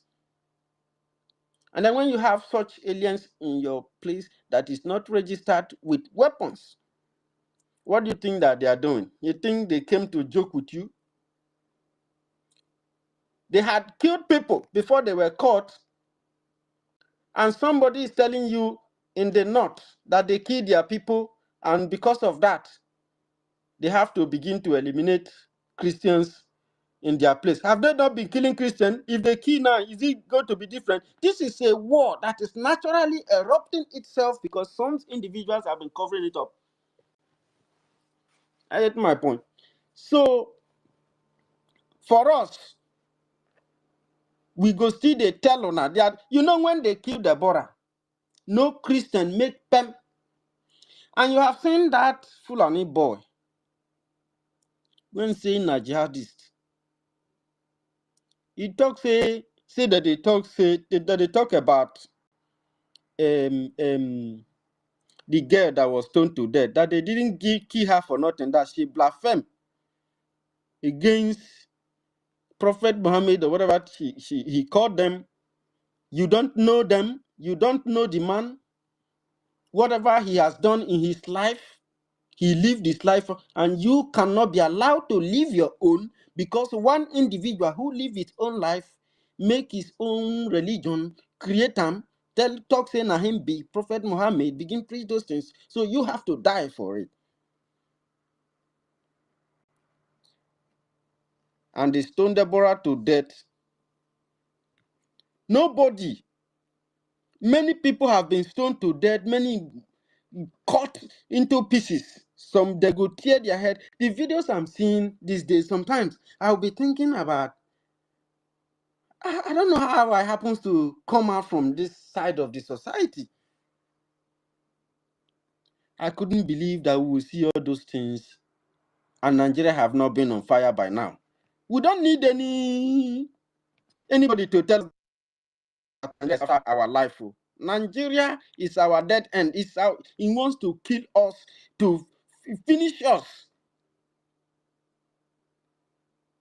So it is our own choice to defend ourselves. You see those people, when they butcher Christians on daily basis in different villages, in different communities in the north, and no video covers it.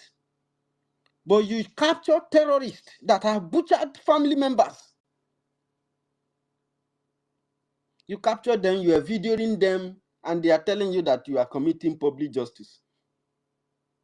Your own self-defense now is now a public justice. But when they butcher Christians in the north, that is not a... Sometimes the video, these people went to the church, they butcher everybody. Even the army, the Boko Haram, they have recruited now into the army. Boko Haram now is now the Nigerian army. They have been inaugurated. They said they have repented and they inaugurated them into the federal army. They came to our land on the Christmas day. They burned people alive. People not fit up Christmas. Okay, because it's not your village. It not concern you. Now it don't come our doorstep. It happened for our doorstep on the Foolani, they protest. My people bunk me for where they dey. This is very bad though. Now you are proving your coward. When will they tell you, say, this country killed their saviors the time they fight against Biafra? Because you were fighting for British and for Islam. And today, your eyes is now very clear that Biafra is the only solution that Nigerians have. The only solution, the only way. That is why the Biafran Republic government in exile is a government that you cannot joke with. A government that is fighting a battle. Do you know what we are into? So those of you when see they carry your money, they go put for they give super chat for person where they do dating, where they do what did they do you? My brother, they waste your money. Let me tell you, the best offering when you go give for your lifetime, now the one when you give in defense of your land. So Fulani don't kill our people, kill. Nobody fit talk. Until some people, their mother go farm and not come back. Their children go school, they not come back. Now their eye clear, say, matter when we dey, what we are into. Now our life and death too. This is ethnic cleansing. They want to cleanse us. They want to dump their Quran in the ocean. They want to overrun us. And then they cannot say they are coming. They have regrouped and they are coming. He said that Yoruba people were being pretentious and hypocritical. That that they should go to their villages and see what is happening. Their communities have turned to their kings are now imam. They thought they were fighting against Biafra in the 60s, but now their eyes is very clear how they use themselves to conquer themselves. If you are not clever enough, Nigeria is telling you you are not Igbo, you are not this, you are not that. People from the same region, a foreigner is telling you who you are and who you are not. And you people from Edo, now they carry the message. And it's very, very clear now for everybody. So Biafra is the only solution. There is no other way. There is no other way at all. For us, there is no other way. So we go fight. Anything go happen. But this freedom, my people shall be free. That's a fact. And we are getting there. Somebody said before, he said if you get tired, park one side, relax, take a deep breath, sleep well, refresh your mind, come back. And we continue. So my minister, thank you so very much, sir, for the opportunity. We there with you. We there with you. In short, I'll go look for one of the pictures where they still make your face look one kind, make I put on for my profile, because that's how we roll, you know. Because they are gone. When they were starting, we told them, don't mess with Biafran Republic government in exile. Allow this government to function properly. They were dancing, but look at what you have got yourself. So all of you there, you will hear word, and that's for a fact, because the government will continue to do the needful. We have so much to do. So sir, I hit my mic. Thank you.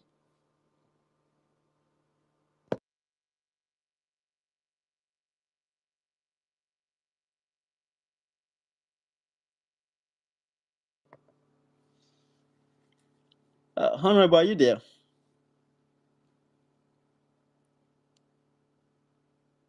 Yes, I'm watching it. Thank you. There, sir. They were. All right. We go to Afam. Afam Chukwupike. Um, Good evening, everyone, and good morning, fellow Biafrans. Respect to all the ministers, most especially the host, my Minister of Information.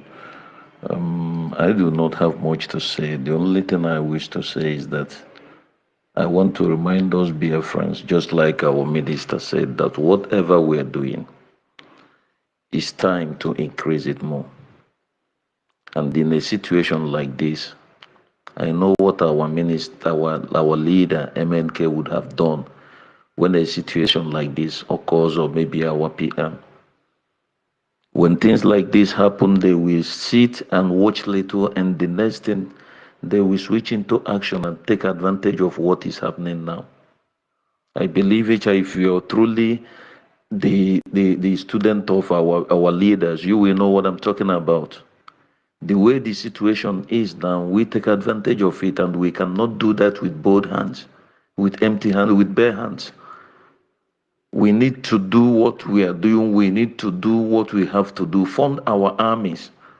While they are doing what they will be doing at homeland, then things will be escalating. And this is the opportunity and the time that the Americans, our lobbies, they have exposed a lot.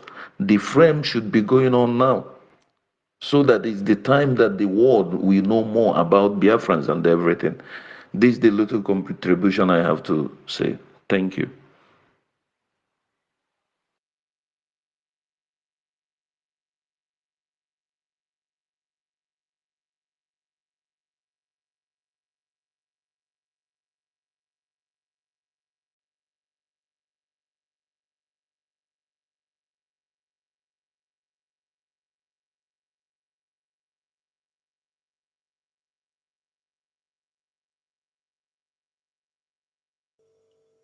Minister, he's done. Oh. Maza and Esther, you can go on and continue. And Esther, is Yes. ancestral word. Ancestral. Ancestral, over to you. Okay. Good morning, everybody. Good evening. Good afternoon, depending on our time zone. I thank everybody for this space that we are holding. Everybody is speaking his own mind. True, we are in a very bad danger, very bad time. The only thing I can say is I don't know how we can make this thing to reach the people's ear and mind so that they will know that the only thing that can save us is Biafra and sponsoring Biafra, funding the BDF. But it's quite unfortunate that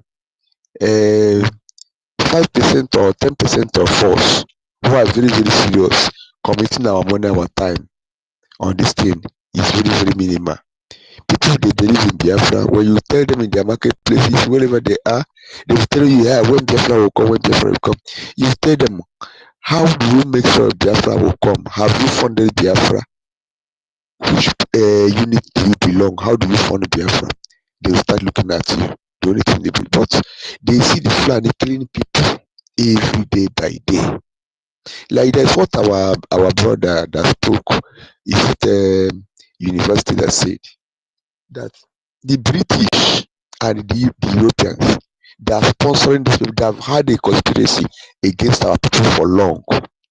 You know that the people that are sponsoring these Fulani people to come and kill, this is another stage of the war.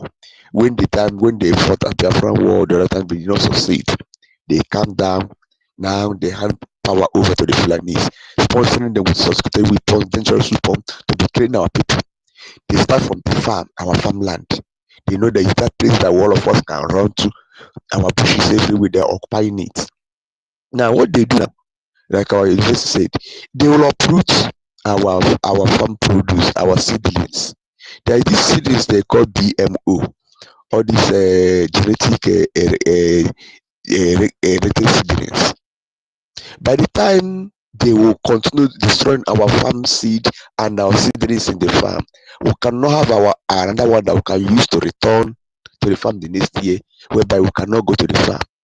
Then they will, from all those Ministry of Agriculture, non-organization, all those things, I say they'll be giving us seedlings. By the time we can plant that one, we will have cassava that will, under 3 weeks, cassava don't mature. Corn, 2 weeks, the corn don't mature.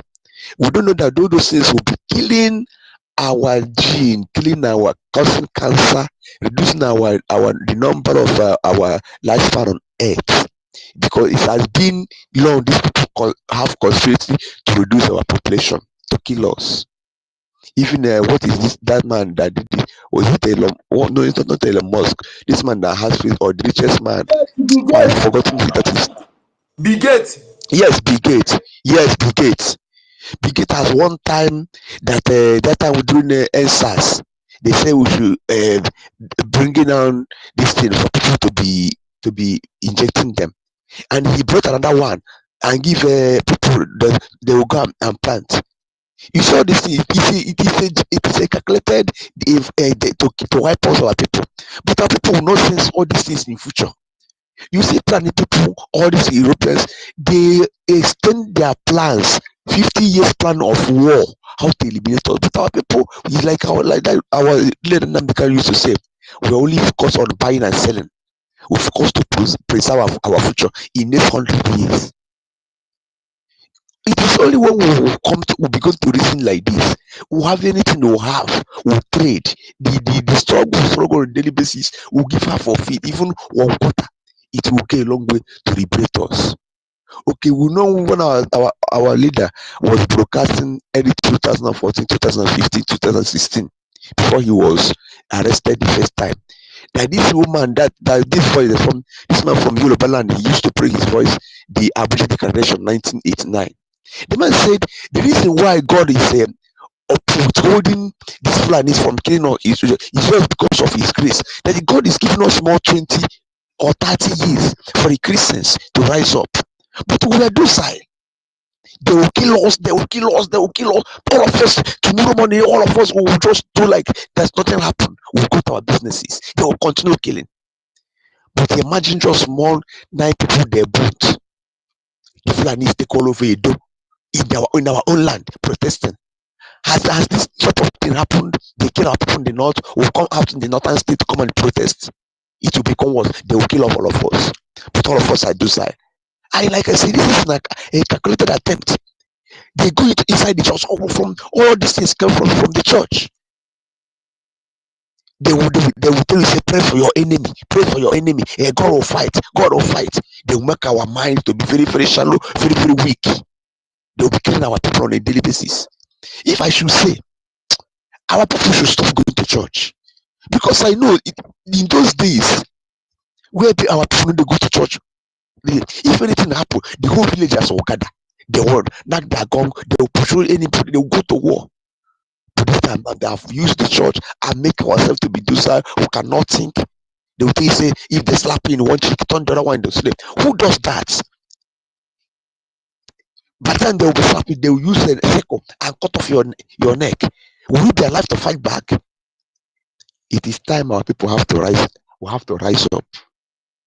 I want to rise up. Our minister, our information minister, please, I want to ask this question, because there was this thing that our PM was talking about, this freedom app. And I don't know how it goes. So is it only that thing? Our PM has the secret, because I believe that if we have that freedom app, anything, it can help in propagating this message, because that's how we send something on Facebook. Facebook will take your page down in other distance. You understand? You see that these people, there is a grand conspiracy against we the Biafrans. When you talk of Biafra in Facebook, Facebook will take your page down. In many pages, they will take your page down. You see that you can know it's not better all of us will come together and fight for ourselves. Yes, it's good that we are going to America robbing for, but it is time we have to fight. Sometimes I'll be sleeping if I remember these things. I cannot even go nowhere. I'll be crying within me. In my mind, I'll be macheting. Yeah? So if we know other means, we should propagate this message so that our people will begin to think home, sponsor this freedom, so that all of us can live in our land. They hate us very, very well. They know that God gave us brain. They know that God bless our land. They know that God gave us that manpower, that human resources. That's why they, because of jealousness, they're trying to use every means to annihilate us from this planet Earth. But God will not allow it. We must succeed. It is time that all of us have to rise up and do something. Thank you very much. As it goes, I will donate to 1,000 AJ because I'm in homeland.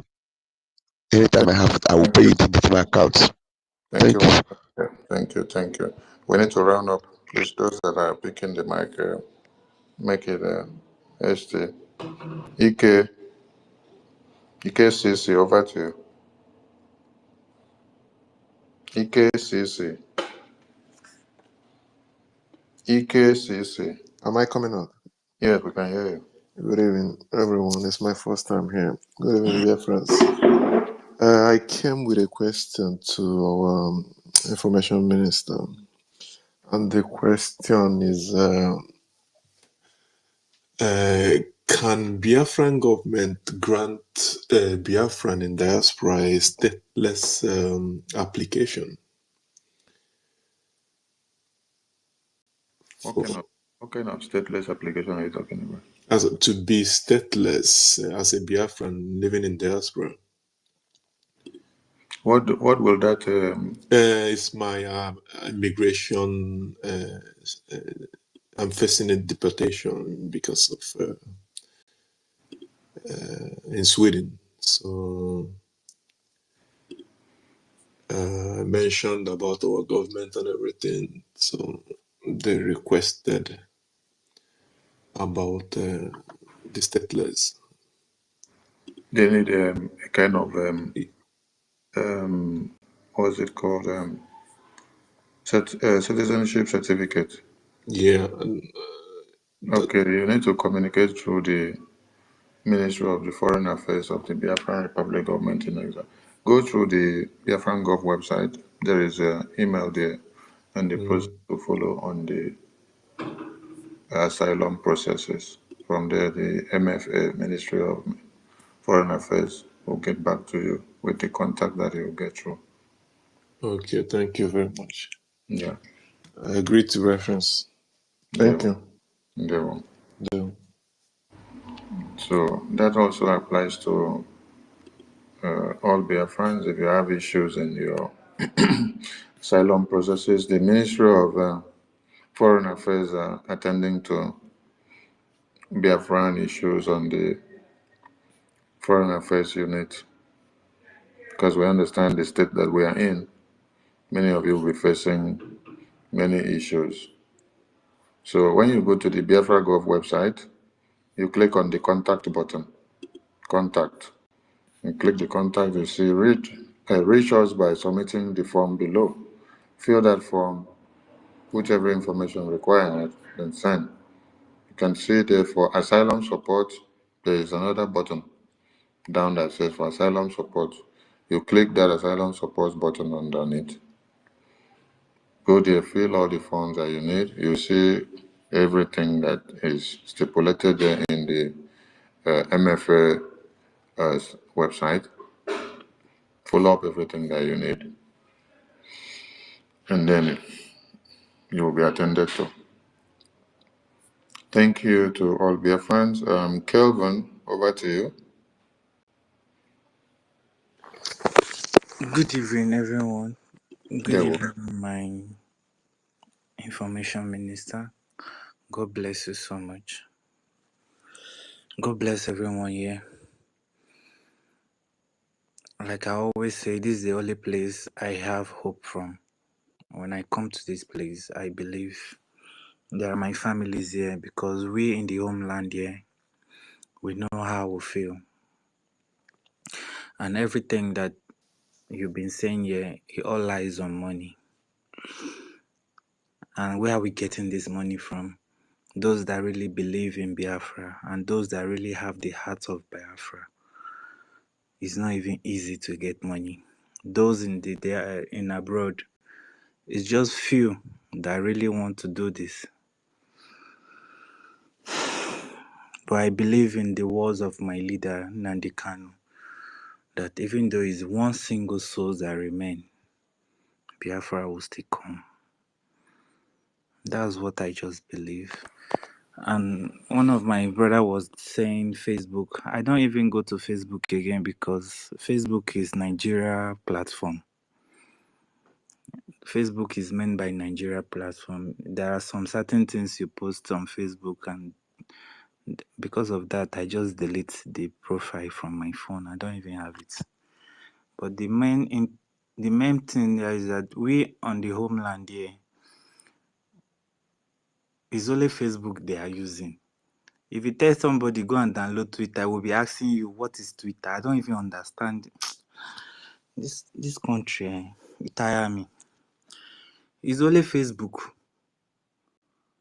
and the Facebook na Nigeria get am. Nothing if you post, nothing if you do anything.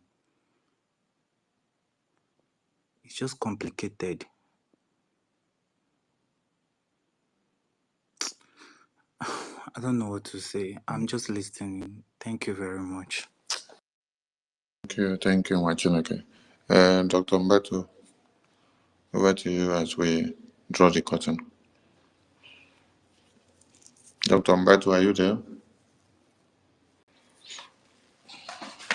Dr. Mbato. Yes, my minister. Okay, over to you. I have to be very quick because I'm already at work. I want to know, please, when are we going to restart the application for ID card? It's very necessary because I know that our application is what gives people access to asylum support. Yeah. I want to know when it's going to be possible because a lot of people are facing challenges via this asylum issue. Even here, there is one guy that is also taken by immigration, and we'll be running around to see how we can get a lawyer to assist him. He can't go home, and possibly they are forcing him home because of his visa expiration. Meanwhile, his asylum is also based on Biafra issues, and he's a full member who also contributes a lot, which I'm aware of it. So things need to be done on that. As his asylum is based on Biafra issue, did he obtain the asylum document from the Biafran government to back up his asylum process? That is what I don't know, but because a lot of people were on that process before Madam Bao shit for church. So since then, everything is pending. A lot of people couldn't get their asylum reply to get the support. Those who got it have also submitted to the government. Yeah, of which we are still looking up. So, but it's very important and pertinent that if the application for ID, genuine one, not the one the Power is doing, kick off, a lot of people are waiting to queue in, so that we can't leave everything pending because one mad woman is somewhere messing around. That thing that Obato will be set up is the reason why he set up all those things to assist and help most of our brothers who are struggling abroad. So this is all I want to ask. And again, I'm encouraging everyone. The gods must not do for us what we must do for ourselves. Let us support. Thank you all. I use my mic while I go back to work. Thank you, Minister. Sorry, I had a call and I didn't even get what you said again. Please, if the person did apply for his asylum paper to follow up his asylum application and he did not get a response before, let the person try again, please. And like we've said, you should have your application schedule or your interview open down or your process open down while you now start your application of your asylum document from the Ministry of the Foreign Affairs of the BRGI. Because those papers or those documents are not documents that you collect, you go and keep to use it in the next 10 months.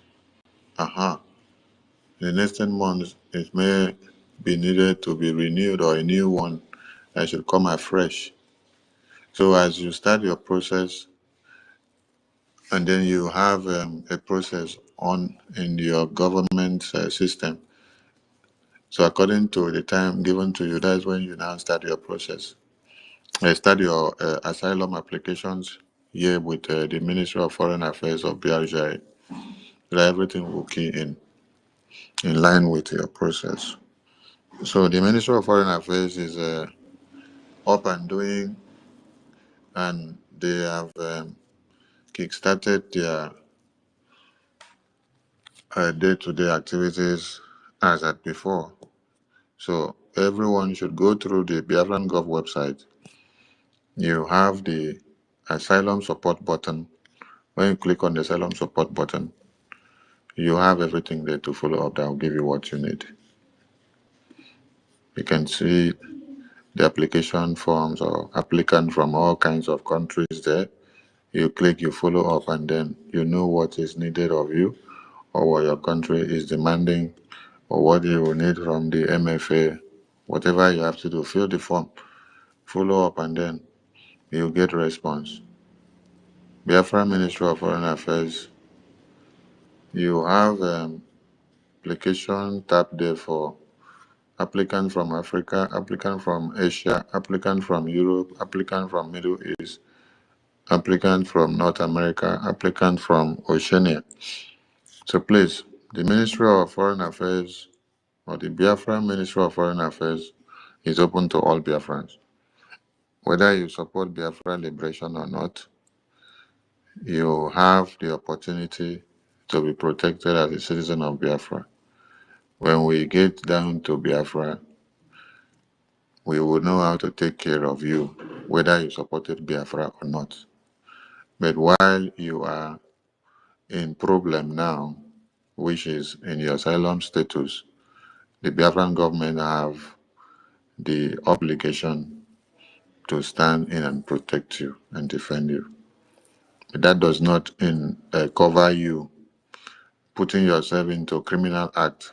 The government will not come and protect you, but to come and stand to start defending you when you involve in acts that are against the laws of those countries which you know. Like if you go and involve yourself now into 419, go and defraud people, or you go and start doing drug business, and they catch you in the cartel, they now come and say, Biafran government should come and start defending your drug cartel. We don't support our citizens to go and do ill things. So that should be clear so that some people will not misunderstand the rules and where the Biafran government will come in. No country will go to come and start defending their citizen where they see that that citizen has gone to violate the law of that country, which is stated already, starting from your document. Number one is you must regulate your documents in any country you are. Put your resident card in order and every other document so that you will not be found wanting in that country. So when all these are not in order and you're not going in line with what they say you should do, you're already violating the law of those countries. So be law-abiding citizens of every country you find yourselves. That's why we encourage every Biafran, when you get to any country, the first thing you do, make sure you update your document. Updating your document is to keep your passport and your residence up to date. The first thing you should start fighting for is to regulate your document. Regulate your document. Regulate your document. If you have to go through asylum, do it. If you have to go through marriage, do it. If you have to go through any other ways, there are many ways to regulate your document in any country you find yourself. So don't sit on the fence and wait to be deported out of a country which you actually came to come and fend for your future. Heaven help those who help themselves, like they say. So Biafran government will help Biafrans who are helping themselves, who wants to be patriotic to themselves and to their country, and who also strive to see that they get what they need. We don't encourage criminality. That's the point. Thank you so much. Martin, good remember your hand there up. Thank you so much, sir.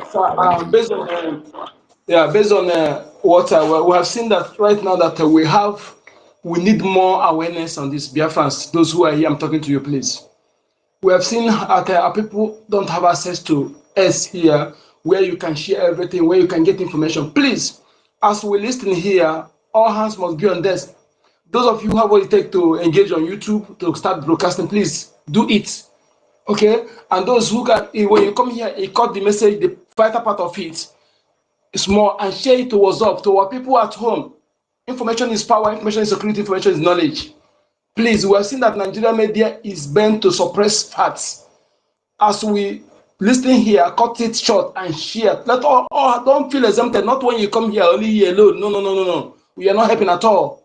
And again, we have seen that what we're saying. We see video that is ranging about where a Fulani boy that they caught. He was saying that they kill people, they harvest their organ, they sell it for 25,000 naira.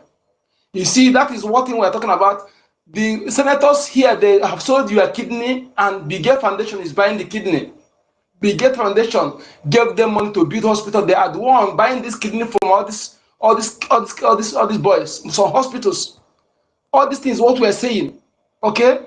That the people who say those who are cutting those crops, they are not doing it alone. There's somebody sponsoring them to make sure that all the organic food is wiped out for them to bring their genetic modified food that will increase the cancer and limit our life expectancy. To make us to wipe us out. The Gates said they want to wipe 3 billion Africans. He said it. He's not a propaganda, and he's doing it. I don't wonder how any government, sensible government, will allow that person to come and give their children polio, medicine for polio, for immunization. To tell you that you don't have anybody, nobody is protecting, you don't have no government in Nigeria, nobody is representing you. Stop giving your tithe to church. Stop giving your tithe to church. We said it. Pay for the African government. That's where you pay your tithe. And that's my case. Thank you. Thank you. I thought we saw a Kwensu here that was going to the mic. Okay, in absence of him, I'd like to say a very big thank you to all our friends who keyed into this emergency program. Media team, God bless all of you. And dear friends in the homeland, God bless all of you. Let's keep the fire burning. We need to do more in our liberation support. Yes, we need to do more.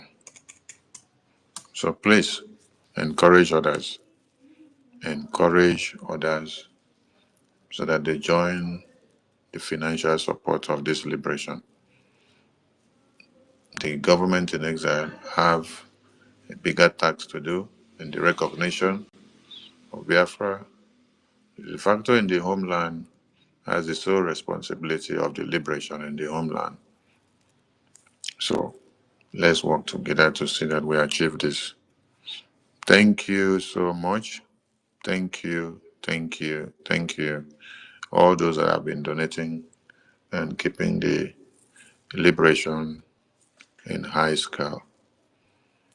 History will speak of all of you, most especially you in the media, for not relenting, for not giving in to the pressure that was so high, and with every temptations and blackmail that came, with the pressure, you did not give in. Chukwu Okike will strengthen all of you as we move to the next phase. I salute all of you.